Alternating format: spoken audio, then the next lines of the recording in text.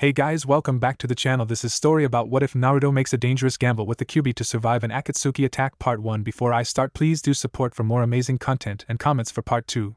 Do consider to subscribe my channel and share my video to your friends and check out the description as well. Let's start the video. You feel it? It's here. Yes. It's here. It seems it's been contained after all. I thought it was just a rumor the lower ranks were spreading. How disturbing that there are humans with that kind of power. Who cares? It's here. It's contained, yes. Safe now. We kill it, yes. Not yet. Why?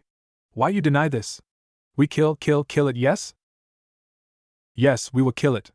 But even contained, I'd never consider the greatest yokai safe. The cultists will use them to test its strength. Yes, maybe they kill it. I wants to kill it, but if they kill it, it can't be killing us first. Coward. But what did I expect? Make a pact and give them the seals. We'll watch and see how it fares. Yes. Kill it, yes I will. I go to kill you, Kyuubi. Leave already? Ah, Kyuubi-san, how far you've fallen. Uzumaki Naruto collapsed on his back, totally exhausted from the day's practice with his sensei, the Toad Sannin Jiraiya. He'd finally mastered a new explosive jutsu, though the exercises of the day had drained him of almost all his chakra. Now that he learned it, they could begin working on something new tomorrow. But for now, he was content to just lay here in a weary stupor. Idly he watched his breath make faint vapor clouds in the chilly, spring air. Hey Naruto! Start the fire, would ya? Jiraiya yelled from his spot on his bedroll. Yeah, old pervert, Naruto grumbled and dragged himself to his feet to fetch some firewood. A pinecone bounced off the back of his head. Oh! What the hell was that for? He snarled. I heard that, you ungrateful brat! Jiraiya yelled. It's the truth, Ero-sennin! The blonde boy yelled back, sticking his tongue out. Stop calling me that! The perverted hermit in question roared. It was a good thing they weren't in any city, otherwise they might have been arrested for public misconduct, at least until Jiraiya summoned a giant toad on top of any officers dumb enough to chase him. As it was, their bickering echoed loudly in the cool night air of the ancient pine forest they made camp in, with their noise only reaching the ears of the occasional startled deer. Their camping in the middle of nowhere had to do with the long-term trip they were on. For the past year and a half, Jiraiya had been training Naruto non-stop in preparation for his eventual fight with Akatsuki. Akatsuki was an organization that's composed of 9 S-class missing needs, and it held some of the most dangerous people on the planet within its ranks. For an unknown reason, they had become interested in Naruto some time back and had already tried once to abduct him. Well, not exactly Naruto. They were actually after the thing trapped inside of him. Over 14 years ago, on the day of Naruto's birth, an enormous 9-tailed fox demon attacked the hidden village of the Leaf. The monster outclassed the entire shinobi armed forces and was far too powerful to defeat. Their leader at the time, the Yondaime Hokage, sacrificed his life using an extremely powerful jutsu to seal the demon into a newborn child. Naruto was the lucky winner who received the creature, and he spent the next 12 years of his life as an outcast in his own village, hated and seen as the demon itself rather than its living prison. Even crueler, he had no idea why the villagers all hated him until the day he stole a forbidden scroll from the Hokage and a traitor ninja told him the true story. He wasn't destined to be alone forever though, and soon after he became a genin he found people he could call friends. Over a year and a half ago, one of his closest friends, Uchiha Sasuke, betrayed their hidden village in a blind pursuit of power. He and Naruto nearly killed each other during his escape, with Sasuke barely emerging the victor. He defected to Konoha's strongest enemy, the Sound Nation, to be trained by the snake Sannin, Orochimaru. Ever since, Naruto had dedicated himself to becoming stronger not only to defend himself against the Akatsuki, but to able to protect the people important to him from any threat. He didn't want a repeat of what befell Sasuke to happen to any of his other friends. After all, Orochimaru certainly wouldn't be satisfied with only Sasuke when he had the whole Leaf to conquer. And so here he was, on a training trip in the middle of nowhere, with only a perverted hermit with debatable sanity as his company. Despite being exhausted, Naruto managed to gather up enough firewood to last the night. Grumbling about lazy perverts, he set up the fire pit and summoned what was left of his chakra to ignite the pile of wood he laid into it. In minutes he was relaxing on his back near a cheery campfire, looking at the moon through the massive and shadowy pine trees all around them. The trees seemed like giant sentinels, lording over everything in their domain.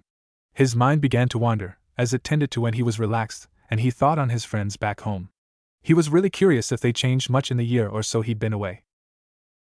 Naruto had grown, not only in power and skill, but physically as well. He was still short, but at least he was taller than the girls of his class now. His face was leaner, and his ribs didn't stick out anymore, though that was less from training and more from Jiraiya insisting he eat something other than ramen as his diet. To his pleasure, his arms were also longer. Having a greater reach would definitely be an advantage in any fight. All in all, he had the beginnings of a large, lean frame that would be perfect for his wild combat methods. He still had a ways to go though, and it seemed like it would be years before he was a respectable size. He hoped his body grew in sooner rather than later. After all, who'd respect a short Hokage? Sandaime was short, but he'd heard the man was tall when he started as Hokage, so he didn't really think the old guy counted. "Hey, are you writing another of those dumb perverted books again?" Naruto asked when he glanced over and saw his sensei sitting cross-legged amongst a pile of scrolls. Jiraiya glanced up at his student and glared at him. "For your information, no.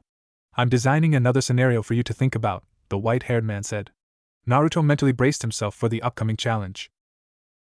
A few weeks after they left Konoha, Jiraiya and Naruto had gotten into one hell of an argument over his training. Naruto was whining about never becoming Hokage when the Toad Hermit finally told him to shut up and listen. He gave him a situation where Naruto was Hokage and he had a choice between allowing a couple dozen people he'd never met to die or sending one of his friends in to save them, even if it meant his friend's death. Naruto had gotten blustery and demanded to know what the hell that had to do with anything. Jiraiya had coldly replied that's what a Hokage is. A Hokage isn't a prize to be waved around, he continued, but a title of trust. The leader of the village has the lives of everyone in his or her hand. Did he really think he deserved such trust? The hermit had asked Naruto. The blonde genin had shut up for days after that. The swing in personality was so extreme that Jiraiya was beginning to worry he'd gone too far and crushed the boy's dream, even if he had spoken the truth. The hermit was even about to apologize when Naruto had demanded more information on the hypothetical situation. Surprised, Jiraiya had made up a bunch of stuff of the top of his head and watched his student screw his whisker-marked face up in thought. Then he grinned and said that he'd save the people in danger himself. Jiraiya had bonked him on the head and they'd continued on their trip, but from then on the Sannin made sure to include mental exercises as well physical in his training. It wasn't that hard for someone as creative as him to come up with new scenarios to play out, but it did mean he had less time to write his dirty books at night. Oh well, sacrifices must be made if they didn't want Naruto to become a dumb Hokage 10 or 15 years down the line. He just hoped the blonde twerp understood how much he was giving up for him. During their training, Jiraiya had analyzed Naruto's strengths and weaknesses. At times, he found Naruto capable of extreme cunning to the point of near genius. The downside was these incidents were only in combat, and the boy had almost no strategic thought beyond a minute into the future. He was creative though, and the Toad Hermit encouraged him to actively use that talent with the mental exercises he made up. Naruto would probably never be able to outthink somebody in the long term, but with Jiraiya's help he wouldn't need to. If they could get his cunning and tactical thinking up high enough, then he'd at least be able to understand when someone else came up with a better strategic plan, and use that to his advantage. If that Nara genius kept exercising his own mind, they'd be a perfect complement to each as Hokage and advisor. Well, assuming he ever got Naruto past Genin. Though to be fair, the boy advanced fast. It actually kept surprising him how fast Naruto was growing. If the boy was absolutely unable to do something, like strategic thinking, then that part of him changed rather slowly. But if it was something he excelled at, like chakra capacity, then he advanced in leaps and bounds. It was actually kind of weird. The boy advanced in different areas at different rates, but they didn't seem to be slowing down. If he could make his chakra capacity double in a month, then it would be tripled in 2 months, quadrupled in 4, and so on. He could pick up certain jutsu in days, when even a genius would take longer, and Naruto was a far cry from a genius. The kid just didn't seem to have a limit to what he could learn or how far he could grow. Jiraiya wasn't sure if his mind was playing tricks on him, but in his lifetime he'd only seen that from one other person before. Unfortunately, he still couldn't be certain about the boy's lineage or whether he'd inherited that bloodline. It would be interesting if it was true, but he'd need to train the boy into at least adulthood to be absolutely sure. So what's the game this time, Erosenin? Naruto curiously asked. Alright, I think I've got it, Jiraiya muttered while scratching his chin. He took a blank scroll and spread a good 7 feet of it on the ground. Grabbing his brush, the hermit carefully covered the entire surface in seal script. It took several minutes to write it all down, even for a grand master of seals like himself. The hermit looked his work over and nodded before putting the brush away. Come over here, I got your exercise set up, Jiraiya said. Naruto staggered to his feet and wobbled around the fire to his sensei. The blonde collapsed in front of his sensei, gearing his weary mind up for the challenge. The Toad Hermit moved the scroll between them and pressed his hands on it. The script began to glow before floating up from the paper. The chakra formed into a three-dimensional environment, the same horizontal dimensions of the scroll it flowed from. As Naruto watched, the image formed into a bird's-eye view of a hilly countryside. The area was the obvious site of a battle, judging from the craters, bodies, and general debris lying all around. Tiny figures the size of insects began to form into varying types and rank of shinobi. Jiraiya grunted, satisfied with his work, and looked up to his student. Alright, here's the game plan. Your main force is made up of 3 squads of Jounin, 4 squads of Chunin, and a couple Genin here and there.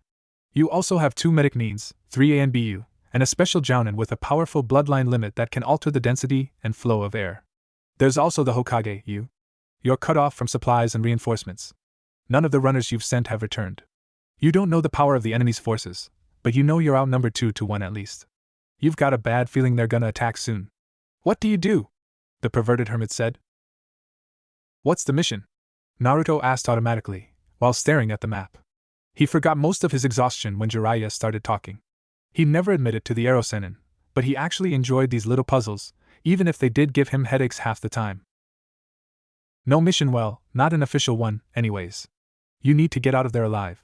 Preferably with most of your forces intact and as many of the enemy dead or disabled as possible. You want to limit pursuit or their assassin teams will pick your people apart before you can escape more than a mile or 2, Jiraiya elaborated. Naruto frowned and puzzled over it. He leaned to and fro, taking in every possible angle of the simulation. Damn, the old pervert knew he sucked at strategy. He was much better at thinking on the fly than this planning crap. Then it hit him. He had the perfect idea, and it wasn't the special Jounin's bloodline. Jiraiya obviously threw that in there to make him focus on the limit, and not the real answer for the simulation. Neither student nor sensei noticed a straw hat falling from a tree 50 feet away. 2 dark figures moved as flashing blur through the night air. They bounced from tree to tree, barely slowing for an instant. They made almost no sound as they moved. Their dark cloaks and straw hats with hangings obscured most of their features, except for their cold and focused eyes. The seals the higher-ups had provided worked like a charm, even if it did take a while for them to find the target without a sample of its blood. No matter. They had found the Kyuubi vessel and were moving to intercept. It was quite fortunate that it had decided to leave on a training trip with one of the Sannin out into the middle of nowhere. It was risky to attempt an abduction in the middle of the leaf, but in the backwoods of Fire Country with no one around for miles. It was the best opportunity any of them would have for a long time. There was the issue of the old pervert, but the organization was confident they knew his limits and that the 2 agents they'd sent could handle him. There up ahead. The glow of their cheery little campfire gave them away for miles. How trusting of them. The larger of the 2 missing Nins halted just before the campsite. His partner stopped amid the branches to his left. They watched the 2 shinobi as they used some sort of illusion jutsu to simulate a battle. The man grinned slightly. So the Kyuubi brat was getting strategy training from the Sannin, huh? The profile on the brat must have been serious when it said he was dedicated to being the next Hokage. It didn't matter now. They'd grab the little shit, and the Kyuubi would be back at headquarters by this time tomorrow. The man decided to make his move and dove through the trees. Behind him, his partner allowed her hat to drop, revealing a mechanical eye and an unpleasant smirk. She too followed, mere seconds after her partner. Ha! I got this one arrow Sennin. All I gotta do I. Kill your advisors and use the rest of your guys as bait while you escape. To their credit, despite being caught off guard, neither Naruto nor Jiraiya were in the same spot before the man's first syllable ended. By the time the stranger started his second word, both student and sensei were already in fighting stances and ready to defend themselves. Both the man and his partner were more than a little surprised at the speed they moved. Expecting them to be stunned, it was disconcerting to see both the target and his guardian ready to fight at a second or two's notice. No one said a word for several tense moments. The larger stranger again spoke, to break the silence. What?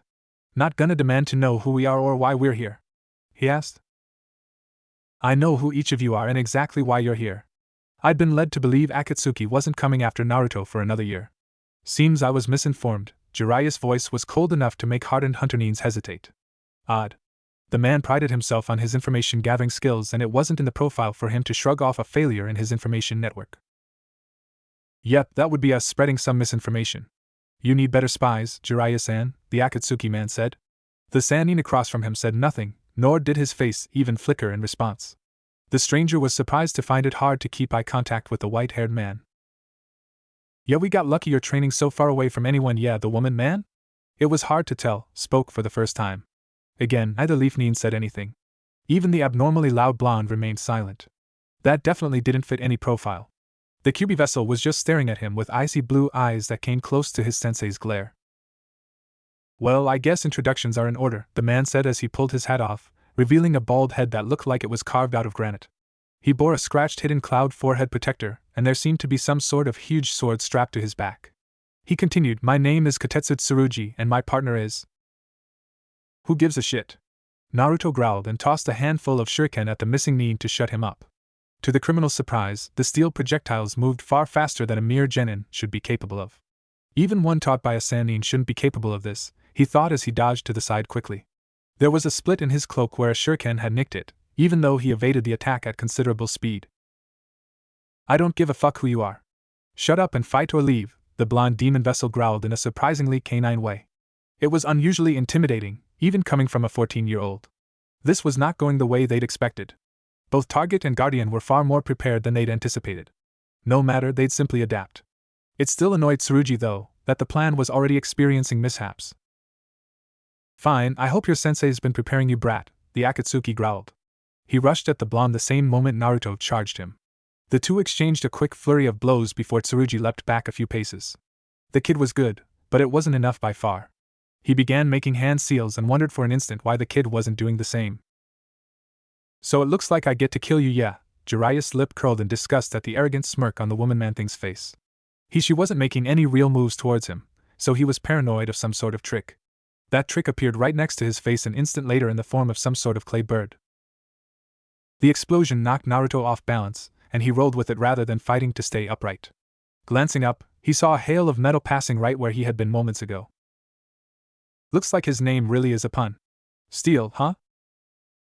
Another seal and more metal flew towards him. Naruto really couldn't make out what the objects were, but his neck crawled with a danger sense, so it was probably a good idea to get the hell out of the way. Gathering what little remained of his chakra, he did a super jump backwards over 20 feet and landed at the base of a large pine tree. His opponent grinned and whistled at the blonde's little stunt. Naruto wasn't so pleased and had to fight to keep himself from panting hard. That had been it. He was totally out of stamina, except for the little he needed to stay alive. He couldn't even make a single clone with his favorite jutsu, Kage Bunshin. His best skill, the wind technique Rasengan, was totally out of the question. He'd have to somehow beat this guy using only taijutsu, which wasn't his strongest area. "Here it comes, brat!" the man yelled and drew his sword. It was as long as that shark freak Samahata, but the metal was smooth and dark gray. Naruto didn't know this, but it looked just like a claymore greatsword from another era, albeit a claymore that was a foot wide. The man pointed it at the blonde, who narrowed his eyes trying to anticipate what the guy was gonna pull next. Was he so fast that he could cover 30 feet with that thing? The man made a few one-handed seals and Naruto got his answer. "That got you, yeah? No way you could have lived, yeah," the androgynous Akatsuki said. The missing nin's smirk took on a look of confusion when the dust settled. Instead of a dead body or parts of a body, there was a bizarre, white pincushion where the sand nin had been standing. As she watched, the spines relaxed and turned into hair, before the whole mess retracted into Jiraiya's normal hairstyle. The man hadn't changed expression through the whole scene, giving the Akatsuki agent the same icy glare as before. "You're pretty stupid," was all he said as he rushed her. Clay birds and spiders flew every which way, blasting apart the ground and trees surrounding them. It didn't escape the missing nin's notice that none of them came close enough to do more than singe the hermit's outlandish robes. As he rushed her, Jiraiya was already gathering whirling chakra into his hand, forming a glowing blue-white sphere that vibrated with barely restrained power. He thrust his palm out at the man-woman who quickly tried to ducked out of the way as an enormous sheet of metal erupted, formed the man's sword and shot across the camp. It passed over Naruto's head, coming close enough to nick a tuft of blonde hair off his scalp, and kept going into the tree behind him. Or was that trees? The genin spared a quick glance behind his shoulder to see that not only had the tree right behind him been sliced through and was falling over, but at least 5, maybe 10 more were all cut through and falling in various directions. He looked back and rolled to the side as another wing of metal impacted the ground where he had been crouched. "Damn. He's acting pretty gung-ho for someone who wants to capture me. Why the hell is he trying to kill me?" Naruto thought. The man performed his attack again. Naruto dodged, but at the last moment was screwed up by the ground shaking to near earthquake levels as all the falling trees finally hit earth one after the other. It didn't screw him up too bad, but even that relatively minor error was more than enough for the attack to land a serious slash along his side. The flesh and muscle ripped deep. A loud, wet splashing made him think for one horrible instant that he'd actually been eviscerated, but it was just blood gushing out. Sickened from pain, he dropped to one knee and almost missed a dark, but welcome presence at the back of his mind. Stupid brat. Why must you always get us into these situations? You'd better appreciate this. Dark red chakra erupted from Naruto's body. The wound at his side stopped bleeding and began to close. Oddly, his features remained unchanged. It seemed as though the Kyuubi had only given him a chakra boost, rather than the higher-level body altering. No real matter. If he wasn't exhausted to begin with, he wouldn't have been stuck on the defensive the whole time. Naruto's opponent was already sending another blade at him, only now it was moving slower to the genin's eyes. With a chakra-powered jump, the boy leapt up, ran across the top of the blade, and hit the ground running on the other side. In an instant, he was on top of his enemy. Though the missing nin was now forced into close-range combat, he actually seemed pleased for some reason. Ha! About time, brat. I expected you to use it sooner, bu dash. The man's thoughts broke off as he watched Naruto form a Rasengan with one hand. It was twice as large as a normal Rasengan, and was the same dark red as the swirling aura covering the boy's body. Tsurugi cursed, knowing there was hardly anyone on the planet, even in Akatsuki, who could survive a direct blow from that thing. He ran his palm along his own blade and began gathering chakra into the pooling blood. Naruto rushed him, his blue eyes seeming to glow with demonic fury. Tsurugi brought his blade to bear as an impromptu shield against the boy's jutsu, even as the chakra in his free hand molded into a dark sigil of some sort. The dark Rasengan slammed into the carbon steel of the sword, immediately drilling into it. The massive blade held for an instant, then it was torn apart with a hideous metallic shrieking noise. The pieces were flung in all directions as semi-molten globs. It didn't matter to Tsurugi.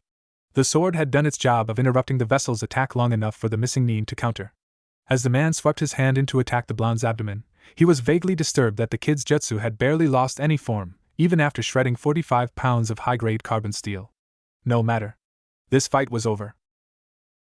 Tsurugi's hand slammed into Naruto's abdomen, directly over the seal on his stomach that kept the Kyuubi imprisoned. The sigil burned right through his orange jacket and bonded with his flesh directly on top of the Yondame's seal. Stunned, Naruto jumped back from his opponent. He was surprised to note the man do the same. Tsurugi stood there, not at all concerned about the loss of his sword. In fact, he seemed rather smug that he landed that one blow. What the hell is this guy waiting for? The genin wondered. A sudden jolt in his stomach caused Naruto to look down at the wicked-looking mark on his abdomen. A queasy lurching feeling rippled through his guts. What the? What's that? That feeling, that sigil, it looks familiar, no? A demon seal. But how? Damnation. Boy, listen to me. Let out all of my chakra. Burn it all off now. You have to do it now. Boy. Do you hear me? We're dead if you don't get rid of it. Naruto wasn't able to hear the demon fox's bellows over the strange roaring in his head that grew moment by moment. His body felt strange. It felt like he was being tickled, yet also like he had to puke at the same time. His limbs became heavier and he dropped to one knee without realizing it. Spasms and jerks wormed their way through the muscles all throughout his body. They were becoming more intense as the seconds passed. While Naruto's voice clogged up. Damn it, he couldn't even talk. What the hell did that guy do to him? Hey, let me guess. You're wondering what that thing was, right? Tsurugi asked, his arms crossed over his chest and wearing a smug expression. Naruto could only glare as his jaw began clenching tighter and tighter against his will. No worries, brat. You'll find out soon enough. The spasms were growing. They were starting to hurt. They were starting to hurt a lot. Confused and unable to move, Naruto could only kneel helplessly as his arms and legs began twitching violently. Even his neck was jerking a bit. Damn, if only the fox could help him. Obviously it couldn't, or he wouldn't be sitting here like this in the dirt. The spasm stopped. Before Naruto could feel relief, fire seemed to spread through his veins. It felt like someone had mixed vinegar and baking soda inside his body, one of the few science facts Naruto knew, which he'd learned for its messy prank potential. Right now, it felt like his blood was foaming and bubbling and trying to boil its way right out his skin. The pressure in his veins was growing. His muscles were swelling like overfilled balloons all over his body. It was growing too much. His body couldn't take it. What the hell was happening to him? Heh, any minute now, brat, any minute in you. With a wet, ripping sound, the larger muscles in Naruto's arms, his upper legs, his torso, and his back exploded as fiery, chaotic chakra tore its way out of his body. Blood splattered everywhere on the ground as the energy flew outwards. The greenish-gray chakra ripped up the ground all around him as it twisted and coiled on itself. The boy felt a single moment of horrifying agony and then he was down, still as death. The Akatsuki stared at the target, dumbstruck at the sight. The chakra continued to flow from the boy in torrents for several moments before it died down. A pool of blood started to spread under the brat. The missing nin couldn't believe that the seal had done this to the vessel. He was about to go and see if he could keep the target alive when the earth shuddered underneath him. The bizarre chakra had caught both Jiraiya and his opponent off guard. The Sannin had taken one look at Naruto's body and lost his temper. "You two just made a huge mistake," the hermit growled at the woman thing, who couldn't muster up the usual smirk due to the target's state. Jiraiya merely bit his thumb and smeared it on his hand before slamming it into the ground. Kuchio's no jutsu. Summoning skill. The androgynous Akatsuki only had a chance to see an enormous cloud of ninja smoke, before a gigantic webbed foot flew out of it and landed on her. Jiraiya ignored the sickening crunch as Gamabunta landed directly on top of his opponent. As far as he was concerned, that was simply one down, one to go. He turned and gave the male attacker a look of unrestrained fury. "Shit!" Tsurugi snarled as he jumped back to the tree line. This was not how the mission was supposed to go. They let their egos get in the way when they made the deal for the seals and blindly assumed that their benefactors were actually helping them. The missing nin looked from the bloodied boy to the Sannin and his toad. He had to suppress a shudder at the look of raw fury in the hermit's eyes. Even on his best day, Tsurugi would have a hard time beating any of the three legendaries, assuming he even could. Gamabunta rarely listened to Jiraiya, but when they did work together they were nigh unbeatable except by Orochimaru and his snake, or possibly Itachi-san. I shouldn't fight. Besides, we can't risk the target's life any further. I guess we'll have to dash. Tsurugi noticed for the first time that his partner was absent. His eyes traced past Jiraiya and noticed part of an Akatsuki cloak sticking out from underneath Gamabunta's foot. Even as he caught sight of it, the toad lifted his paw up and wiped what was left of the missing nin off on a couple trees nearby, muttering about stepping in something nasty. Time to retreat. Jiraiya watched the man chuck a hasty smoke bomb and run before it had even exploded. He waited till the man's panicked chakra faded into the distance, before diving towards his student. "Naruto? Naruto, are you?" "Oh, Kami-sama," the Sannin trailed off, feeling a cold, sick spot growing in his stomach. The boy was shredded. He looked like somebody had gone gung-ho with a blender all over his body. He was lying in a pool of his own blood that was still growing. His blonde hair looked neon compared to his ashy blue skin. He's dead, Jiraiya thought. He couldn't help but stare for a moment longer, until Gamabunta's voice jolted him out of his stupor. "Jiraiya, why did you summon me? We're in the middle of nowhere, and I stepped in something nasty. What's going on?" the toad bellowed, taking a drag off his enormous pipe. Jiraiya didn't answer immediately. Instead, he was praying to every god and deity in existence as he leaned his face over Naruto's mouth. A moment later, and he was thanking them all as he felt the faintest breath against the whiskers on his face. Thank the kami he hadn't been able to shave for the past few days. The hermit ripped off one of the sashes on his outfit and tore it into hunks. He was going to give Tsunade a huge kiss and a giant tub of sake when he got back to thank her for all those times when they were young and she'd insisted that she teach at least him basic first aid. He was never going to tease her about her medical skills again. "Who's that you got there, Jiraiya?" "They look pretty mangled," Gamabunta said as he leaned his huge, scarred face down to look at what appeared to be a pile of raw meat with blonde hair on top of it. Jiraiya took the chunks of cloth and formed tourniquets at the top of Naruto's arms and legs. If he lived, hopefully the fox could repair any damage to his limbs. It wasn't like they were getting much circulation anyways, the hermit grimly noted, when he caught up to the man that did this to his student. "It's Naruto," the Sannin distantly said as he ripped open the boy's shredded jacket. He cursed and fought the urge to lose his dinner. The boy's muscles were destroyed. There was no other word for the scale of damage done to his body, though shredded, pureed, torn to ribbons from the inside out, all came to his mind.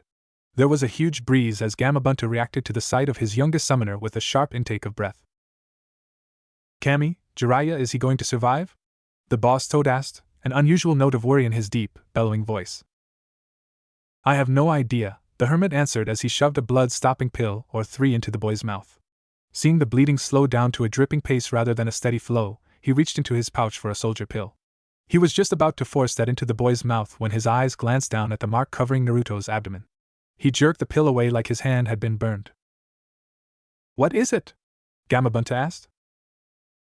"I don't know. There's some sort of seal messing up the yandames. Something screwing his chakra up. He would have to hold off giving the boy any chakra supplements until he had the Godame check him out.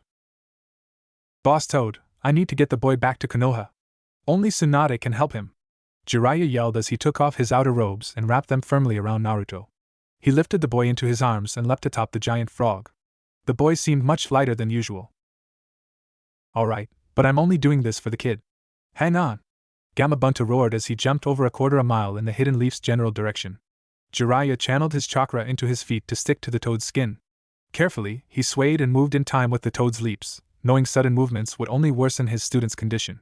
It couldn't be helped though. Speed was more important than being careful. Jiraiya could only pray that Tsunade could save the boy. He couldn't handle losing another student before their life even started. Unseen to any of them, the dark-cloaked figure of Tsurugi had doubled back to the campground in time to see the massive outline of the toad disappearing over the starlit horizon. Shit, this plan is totally screwed, the large man grumbled as he walked over to the bloody ground where the target had lain.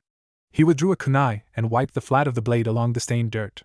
Standing up again, he wrapped the blade in a cloth before tucking it away. Without another moment's hesitation, the man jumped into the trees and raced along, following the toad's general route. It wasn't exactly hard to track them with the earthquakes Gamabunta was making. He'd get a general idea of where they were going before reporting in. Not once did he glance to his partner's final resting spot on the side of several pine trees. There's no love lost between Akatsuki agents. Hopefully the higher-ups will come up with a better plan next time, Tsurugi grimly thought as he raced through the dark. Dawn was just breaking over the peaceful hidden village of Leaf.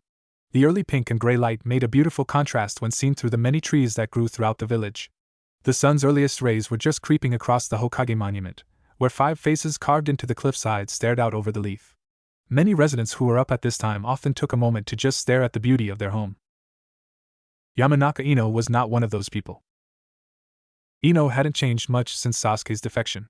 She was a bit taller now and she had more meat on her. She had allowed her blonde hair to grow long again, though not to impress anyone this time. She still wore her purple combat dress and bandages. Her face was a little sharper, as some of her baby fat had faded away. She was also becoming healthy in certain areas as well. She was on her way to becoming a very voluptuous woman. That fact mattered little to her though, as there was nobody in the village that she wanted staring at her curves. The blonde girl slowly stumbled down the stairs of her home into the back room of the first-floor flower shop. She didn't have any missions with Asuma-sensei today, so her parents had told her to open the shop this morning. Ino hated getting up early. Her mood was made worse since she hadn't slept very well last night. She kept smelling blood in her dream and felt like her legs were off balance the whole time. It had been pretty weird. Yawning, the genin grabbed a watering can and stuck it in one of the large tubs in the back of the shop. As she watched the water slowly fill up the can, the pretty blonde wondered at her dream. She rarely dreamt much, and when she did it was almost always something bad. Her family's main jutsu worked on the principle of invading someone else's mind. She had often wondered if her family sometimes had premonitions as a side effect of opening up the mind like that. She always thought to ask her father about it whenever she had the odd dreams, but she also seemed to forget every time before she could talk to him about it. Maybe I'll remember today, Ino thought, too tired to actually speak out loud. She reached over to turn the faucet off and lugged the full can out of the tub. A sudden tremor stopped her. She blinked, looked around, and shrugged before reaching for the can again. A greater tremor stopped her hand again. The genin stared as yet another vibration rippled past. This one was great enough to actually form ripples across the water in the can. Slowly, she walked over to the back door and looked out the small window in it. A rumble strong enough to rattle the glass shook the shop. With some apprehension, the blonde reached out and opened the door to look outside. Her jaw dropped. That was a big frog. The massive red toad had just hopped over the outer walls and was looking for a clear spot to jump to deeper in the village. Even as Ino watched, it seemed to find one and took a massive leap into the air. Ino watched as it landed about half a mile away from her home. The rumble felt like an earthquake, and her legs wobbled under her as she grabbed the door frame to keep her balance. A flash of deja vu hit her. This was the weird feeling she had in her dreams all last night. Then where was the smell of blood?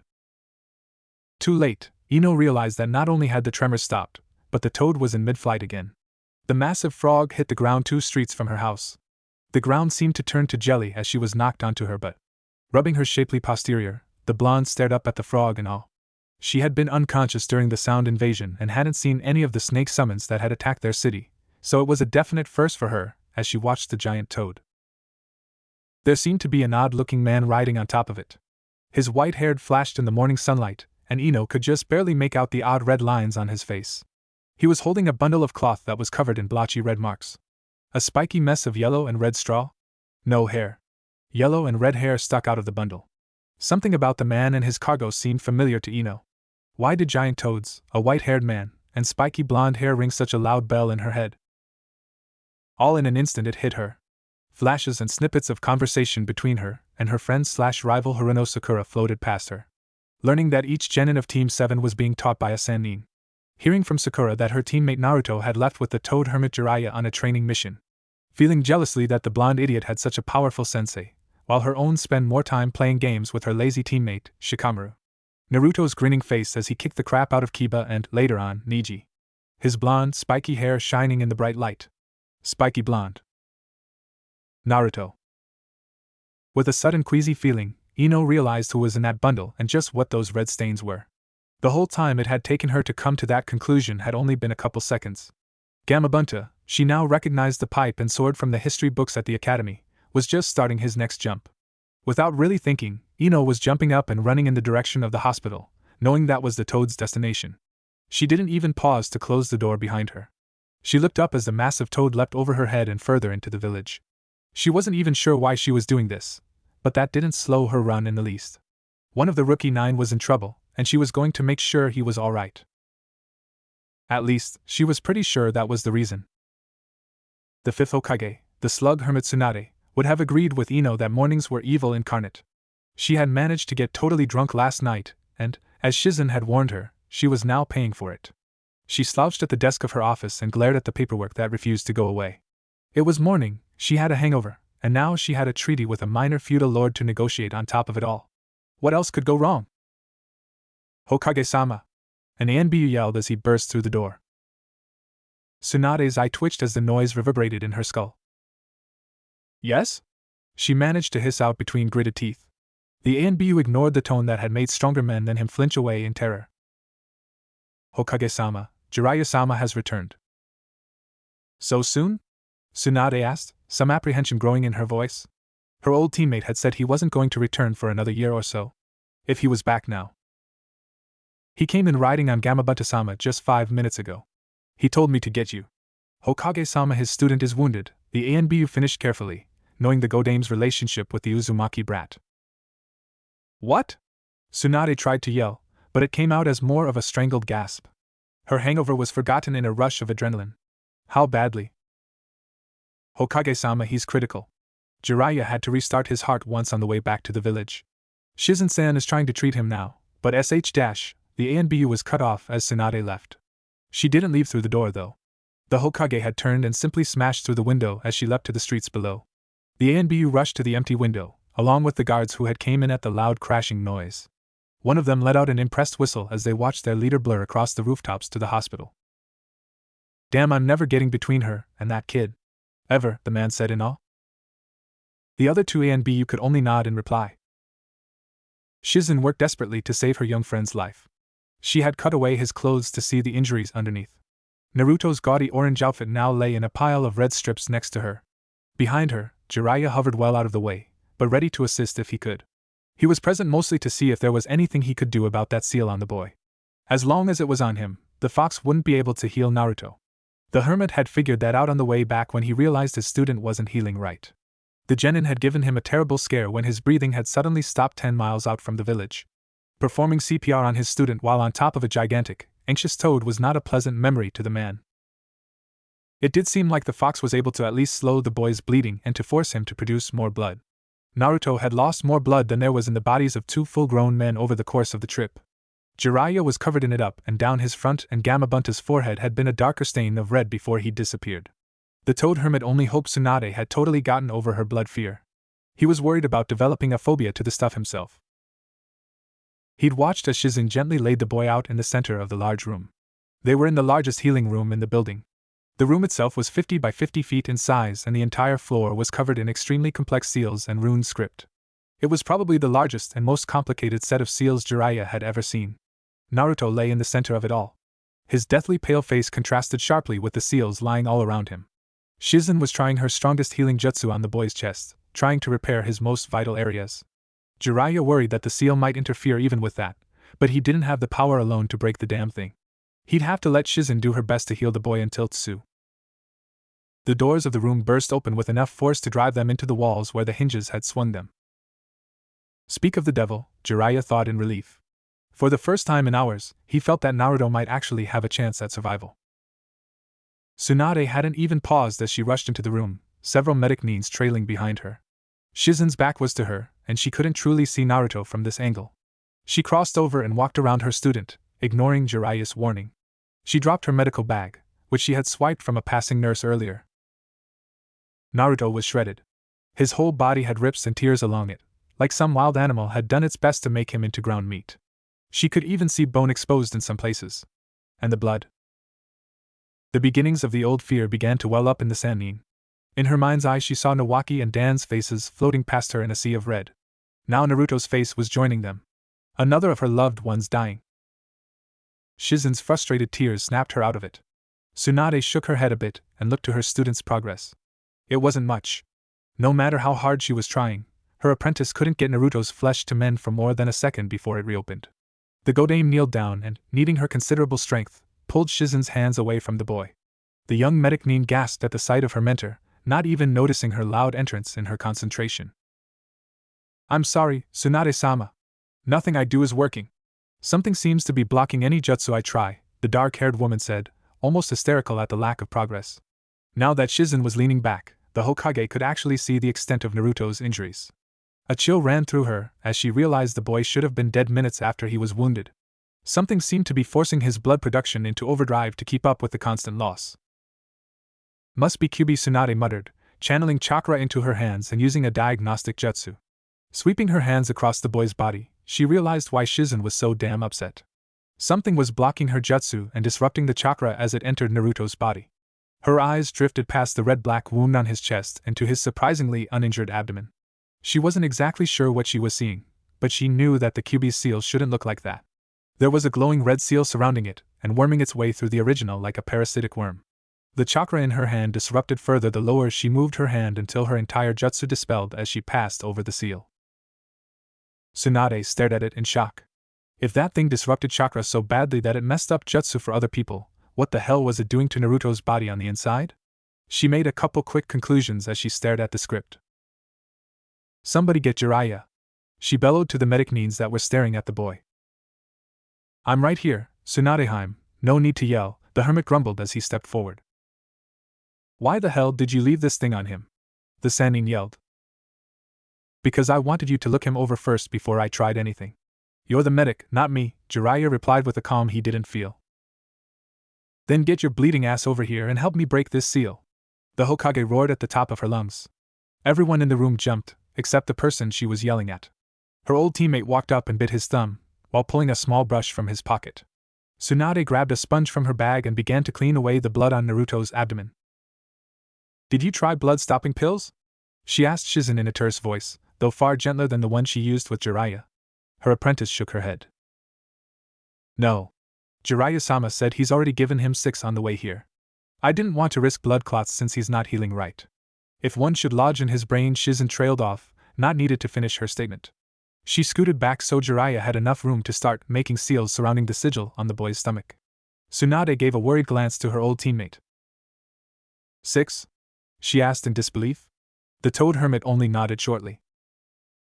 The Godame shook her head and said to Shizen, "Get some sutures, clamps, and any sort of advanced healing solution you can find. We need to stop the bleeding as soon as possible." Her apprentice nodded and rushed out of the room. "You know to break this thing, it's gonna drain all of our chakra. You won't have enough energy left for healing jutsu afterwards," Jiraiya commented casually as he wrote.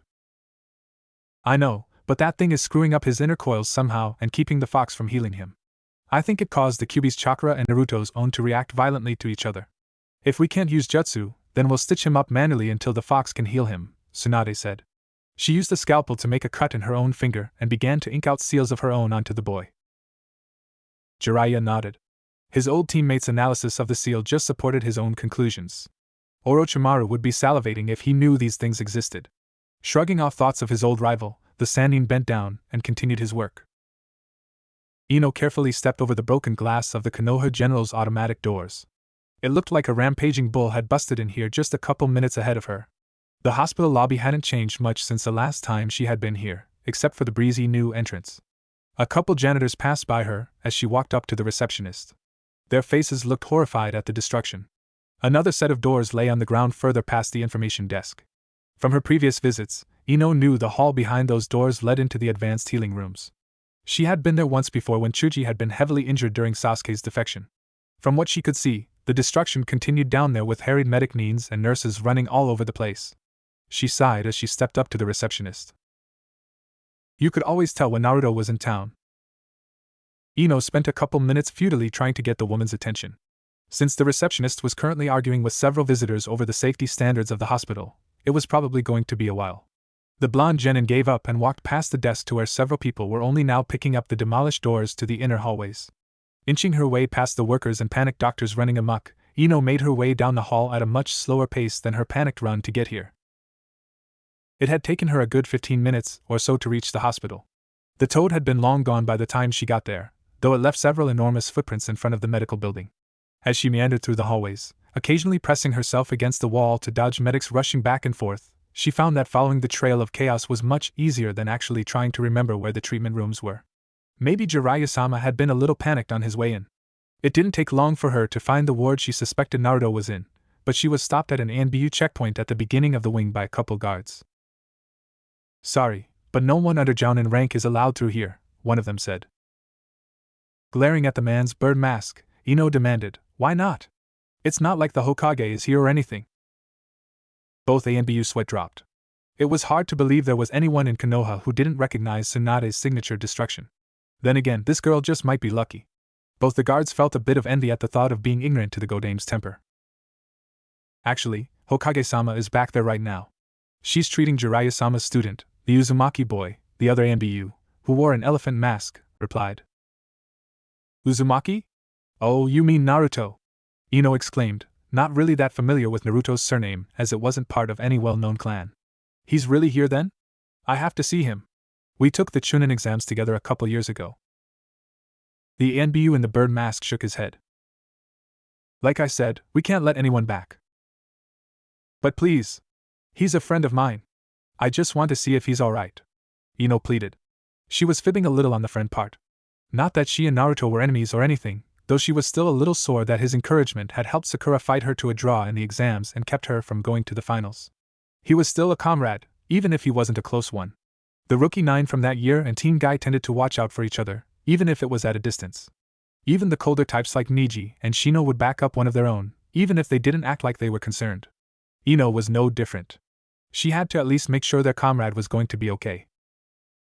Look, we really are sorry, the elephant mask began, but we can't just let anyone come wandering back. The kid is busted up really bad and the Hokage needs to work uninterrupted. We're not even allowed to let lower-ranked medic needs back. Ino felt her hopes drop. Damn it, the man had a point. But now she was even more worried. Was Naruto really injured so badly that the best medic on the continent had to work totally undisturbed? Can you at least check and see how he's doing? The blonde girl asked. We can't leave our posts, the bird mask replied, a hint of sympathy coming into his voice. Inbyu knew more than anyone else what it was like to have severely injured comrades. Their missions were the deadliest, after all. Ah! Isn't there any way I can get back there? Ino yelled in frustration. Well, Elephant started, scratching the chin of his mask in thought. If you had someone of sufficient rank accompany you maybe. Do I count? A deep, lazy voice asked. Ino whirled around as both A and B stood up even straighter. Kakashi-san, the guard said in a stereo effect. Ino narrowed her eyes at the tall man in front of her. Yes, she remembered him. He was at the Chunin preliminaries. He'd been one of the Jounin sensei that stopped Niji from killing Hinata. Later he'd held Naruto back from chasing after Lee when the genin was wounded by that sand freak. She also remembered him at the finals, when he and Sasuke had arrived late. Taking in the masked man's lean and muscular form, she wondered if he was here to see Naruto too. Hatake Kakashi observed the 3 ninjas in front of him with his single visible eye. He'd been at the memorial, staring at Obito-san's name, when he felt the ever-increasing earthquakes. He'd recognized Gamabunta immediately, having seen his sensei, the Yondaime, summon him on multiple occasions. The silver-haired man had watched the giant frog cross the village until it stopped at the medical complex. Moments later, it had dispelled in a cloud of smoke. Kakashi wasn't called a genius for nothing, and reading underneath he'd come to the conclusion that either Jiraiya or Naruto was severely injured for the boss toad to come riding into town in such a fashion. Knowing the mysterious Akatsuki organization was after Naruto, he'd concluded that it was far more likely his former subordinate needed medical attention than the infamous Jiraiya. Wanting to check up on him and to see his student after so long, the Jounin had headed off at a good clip to the hospital. On the way, he'd been easily passed by a frantic-looking Tsunade. That cause made him more worried than anything else. So the copy ninja drawled, his semi-fake lazy attitude showing. "Gonna let us through?" "Of course, Kakashi-san," the bird mask replied. "Will you be taking the girl with you?" Kakashi gave Ino a glance. It was pretty odd that the Yamanaka girl was here. Last he knew, she hadn't spoken more than a couple sentences to Naruto the entire time he'd lived in Konoha. If it was Sasuke, he'd understand, but Naruto? Oh well, if she wanted to tag along, that was fine by him. Besides, it looked like she might resort to using volume as the weapon of choice, and every member of Team 10 turned pale at the thought of Ino's vicious tongue. Asuma-san told horror stories of his students' antics. "Sure," the Jounin said, in an easygoing way. "Why not? I'm sure Naruto'll appreciate visitors." The ANBU nodded and moved aside to let them through. They immediately jumped back into position to block a harried-looking Chunin who was carrying a message to the Hokage from the Fire Council about property damage costs. The Genin and Jounin walked along the hall in silence for a minute or so before Ino turned to Kakashi. "Thanks. They wouldn't even tell me how he was doing," the blonde said. Kakashi looked down at her and gave her his trademark half-circle eye smiles. "No problem," he said, with a nearly visible heart floating above his head. "I'm worried about the goofball too." Ino gave him a grateful smile. The two walked the rest of the way in companionable silence. It wasn't very hard to spot the room Naruto was in. There was a large hole in the wall where two double doors used to be. Ino wondered a moment at all the demolished doors she'd seen today before she stepped up to the doorway. She wasn't exactly sure what she was seeing at first. It was a large room, with seals covering the entire floor. That much she got. It was the strange object lying in the center of the room that she didn't quite grasp. It looked like a pile of shredded meat. What confused her was the blonde straw at the end of it. It looked like someone had shaped some raw beef into a vaguely human form and put a blonde wig on top of it. Blonde. Ino must have made some sort of sound, but she wasn't aware of it. She couldn't tear her eyes away from the maid of the person on the floor. She wasn't aware of the other people in the room, only the person lying there. A dead person. There was no way anyone could look like that and be alive, not even a shinobi. The scent of blood filled her nostrils.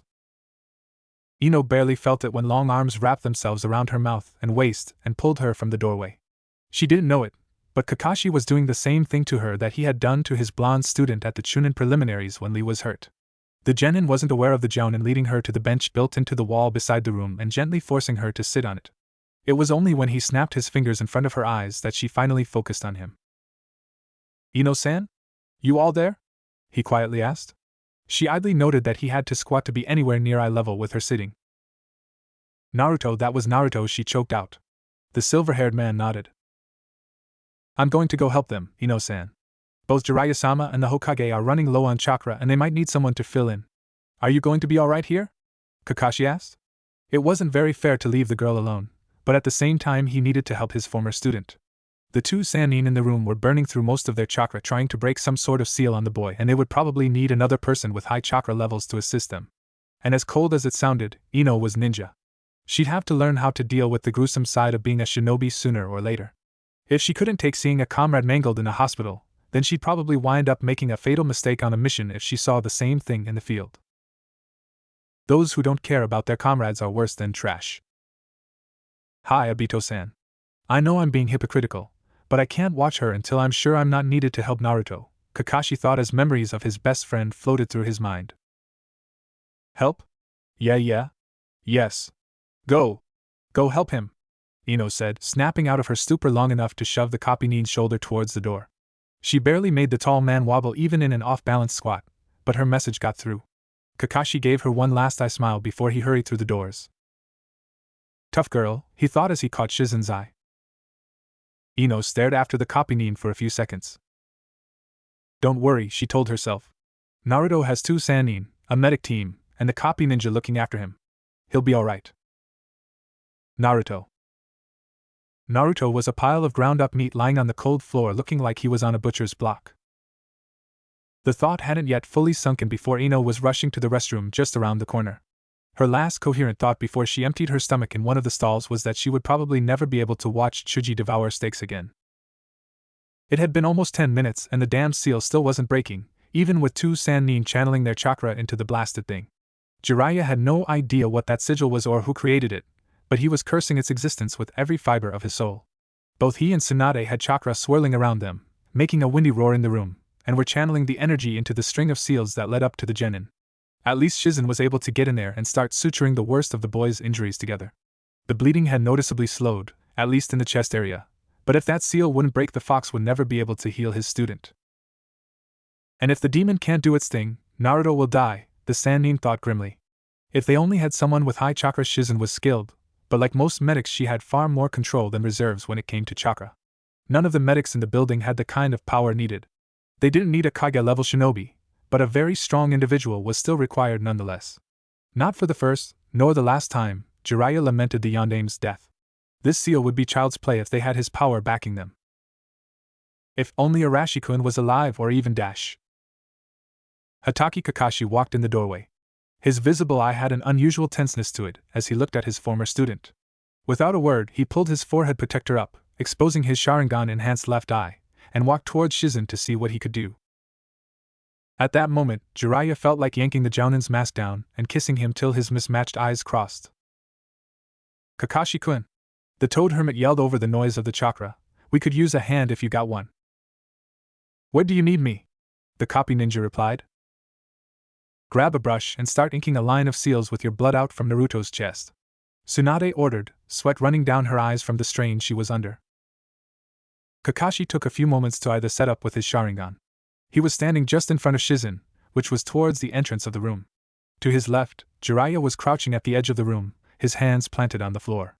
A thin line of glowing seals made their way across the floor and its permanent black seals, to Naruto where they circled the red sigil that intertwined with the Kyuubi seal. To his right, another line of seals led to Tsunade, who was mirroring her fellow Sannin. Kakashi closed his normal eye and focused on the chakra radiating from the script. The seal set was advanced, but linear. Both Jiraiya and Tsunade were using the same seals, even if they were at different positions to the boy. If they were using the same seals, then he could make an identical set and join right in. Kakashi was no seal expert, especially compared to a Sannin, but he had enough skill to use these without risking further harm to the boy. Got it, the Jounin said as his Sharingan finished recording the seal order. He reached into Shizen's open medical bag lying beside her and pilfered one of her thin brushes. He carefully stepped past the woman and knelt across Naruto from her. He nicked his finger with a kunai and began to carefully ink out seals on the boy's stomach. Shizen didn't even notice him as she carefully finished closing off a severed vein in the genin's upper shoulder. It took several tense minutes to ink out the entire line of seals. Finally, Kakashi discarded the brush and gathered chakra into his hands before slamming the palms onto the marks he just made. The kanji glowed blue leading up the boy and the energy joined the Sannins in combating the dark sigil. At first the fresh chakra didn't seem to do anything, but after a couple moments there was a noticeable change in the strange seal. Jiraiya grinned viciously as he felt the sigil give. It was like poking a finger through thick styrofoam. Even with 3 powerful ninja focusing their chakra into it, the sigil still resisted several minutes before it cracked completely. Shizen paused as she watched the glowing red seal dim to black before breaking apart and fading from the boy's skin. As she watched, the Kyuubi seal slowly reformed into its normal state.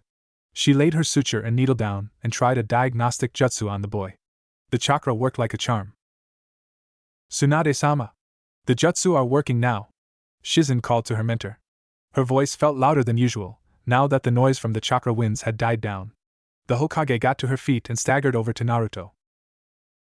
Let me see, she said as she performed the same technique as her student. Her eyes closed in concentration, but they snapped open in surprise. Damn it to hell, Tsunade muttered. Sensing 2 presences hovering behind her, she turned to look over her shoulder. Hatake-san, if you had come 10 minutes later, Naruto would have died. Thank you, and I don't mean that just as the Hokage, the Sannin said. Kakashi gave a nonchalant shrug. Glad I showed up on time for once, he calmly replied. Tsunade noticed that he didn't cover the Sharingan. In fact, he was watching both her and Shizen's hand motions very carefully with it. How is he? How bad is it? Jiraiya asked. Tsunade sighed and motioned to Shizen to keep stitching the boy. She turned to look at the 2 men. Whatever made that seal knew just how to kill a demon vessel in one strike. The Yondame's seal allows the Kyuubi's chakra to mix freely with Naruto's, with the only limit being how much the fox is willing to give up or how much Naruto's body can handle. This mixing of human and demon chakra isn't harmful in any way to him, even without the seal in place. The seal just acts as a one-way floodgate, and the two chakras merge naturally in his inner coils. Tsunade turned back and began to perform a delicate healing jutsu. She trailed the glowing energy over the areas that Shizen had stitched up. The boy's torn flesh began to sluggishly mold back together, though not as much as it should have. That thing, though, I don't know what it is or does exactly, but I do know what it did to Naruto. It mangled his chakra somehow, right? Jiraiya asked, while crossing his arms in thought. Kakashi continued to watch both the stitching and healing jutsu with undeterred focus. Much worse than just that, Tsunade said. The new seal warped the original seal to cause the demonic chakra to react violently with the human chakra. It was like mixing potassium with water. Shizen looked up from her work with a shocked look on her face. She was the only one with enough real chemistry knowledge to know what that meant. She grimaced and returned to her work. Naruto's bleeding had slowed enough that the tourniquets could be removed. Looking at the blue-white flesh of his arms and legs, the medic Nin prayed that the Kyuubi would be able to restore function to the boy's limbs. A shinobi would rather die than lose the use of their arms and legs. Basically, it caused the chakra to explosively tear out of him. The damage to his muscle groups came from the inside of his body outwards, destroying them almost completely. Tsunade continued as she traced a line of stitches along Naruto's collarbone. Not only did the chakra destroy his muscles, but it also screwed up his inner coils and acted as a scrambler for any incoming chakra. That's why our healing jutsu had no effect when we first brought him in. I wonder why the hell those bastards used it on him, Jiraiya muttered. Kakashi's ears perked up. Who did this? He asked, though he had a sneaking suspicion he already knew. Jiraiya glanced around and made sure nobody else was in immediate earshot. Akatsuki, he mumbled as he leaned in towards the younger man. The copy Nin only narrowed his eyes and nodded. He had yet to break eye contact with the medic Nin's hands. From the effects you described, I'm guessing the seal was a mistake on their part, the Toad Hermit continued in a marginally louder tone towards the Hokage. All our information said they wanted Kyuubi, and by proxy Naruto, alive for whatever psycho reason they cooked up. Makes no sense for them to kill him in the middle of nowhere. I thought they were a bit more competent than this, trying out an untested seal out on their main goal. Kakashi muttered, taking in the news. Well, whatever mistakes they made, that thing did a number on his chakra. Even now my healing jutsu isn't having much effect, Tsunade said. We'll have to manually stitch him up before trying any healing. Though it could be because my chakra is so damn low from breaking that seal. Hokage-sama, Kakashi broke in, let me take over for you. I still have most of my chakra left. You'll be able to focus on closing up his critical areas. Tsunade gave the man a critical look. You know medical jutsu? She asked, not having seen such skills anywhere on the elite Jounin's rather lengthy profile. Kakashi winked with his normal eye and tapped the left side of his head, next to his Sharingan eye. Tsunade was torn between whacking the man for stealing her technique and relief that he could keep going in her place. She was getting dangerously low on chakra. Alright, but you better have damn good chakra control. Just trail behind Shizen as she works. Don't worry too much if it's not having much of an effect. Just do your best with it, and move on. We're just trying to keep him alive for now, the Hokage said. She moved over and let Kakashi kneel next to her. She was only partially surprised when he performed the jutsu near flawlessly, and picked up where she left off. Well, at least he'd have that skill if he was ever injured in the field. Hoping the Kyuubi will pick up and repair the kid where we can't? Jiraiya asked, leaning over to watch the assorted ninja work. Absolutely. As it stands, there's no way for Naruto to ever resume active duty if the fox can't undo the destruction done to his system. Hell, he probably won't ever be able to walk again if the Kyuubi can't heal him. What's the extent of the damage? Kakashi asked, as he calmly channeled chakra into the boy's damaged flesh. What isn't damaged is more like it, Tsunade grumbled, though her anger wasn't at the boy. To start with, his inner coils are royally screwed up, even with the Akatsuki seal gone. The demon chakra and human chakra won't work properly together for quite some time. That's what's keeping Kyuubi from healing Naruto right now. The demon can't control any chakra it sends out, keeping it from repairing anything. I'm surprised it was even able to get his blood production up enough to save the boy. Speaking of which, I guess the fox decided to go overboard in the areas it could still affect. The Kyuubi made Naruto's blood production increase over 20 times its natural rate. That's the factor that saved his life. The cost, though, is that it stripped his body of almost all its reserves. What's left of his muscle groups have atrophied. If he ever gets back on his feet, he's lost months if not years of physical training. Worse than just that is the damage the tourniquets did. Tsunade gave a look to Jiraiya. They kept blood in him and that kept his body from completely eating itself, but as it is his arms and legs are virtually dead from anoxia.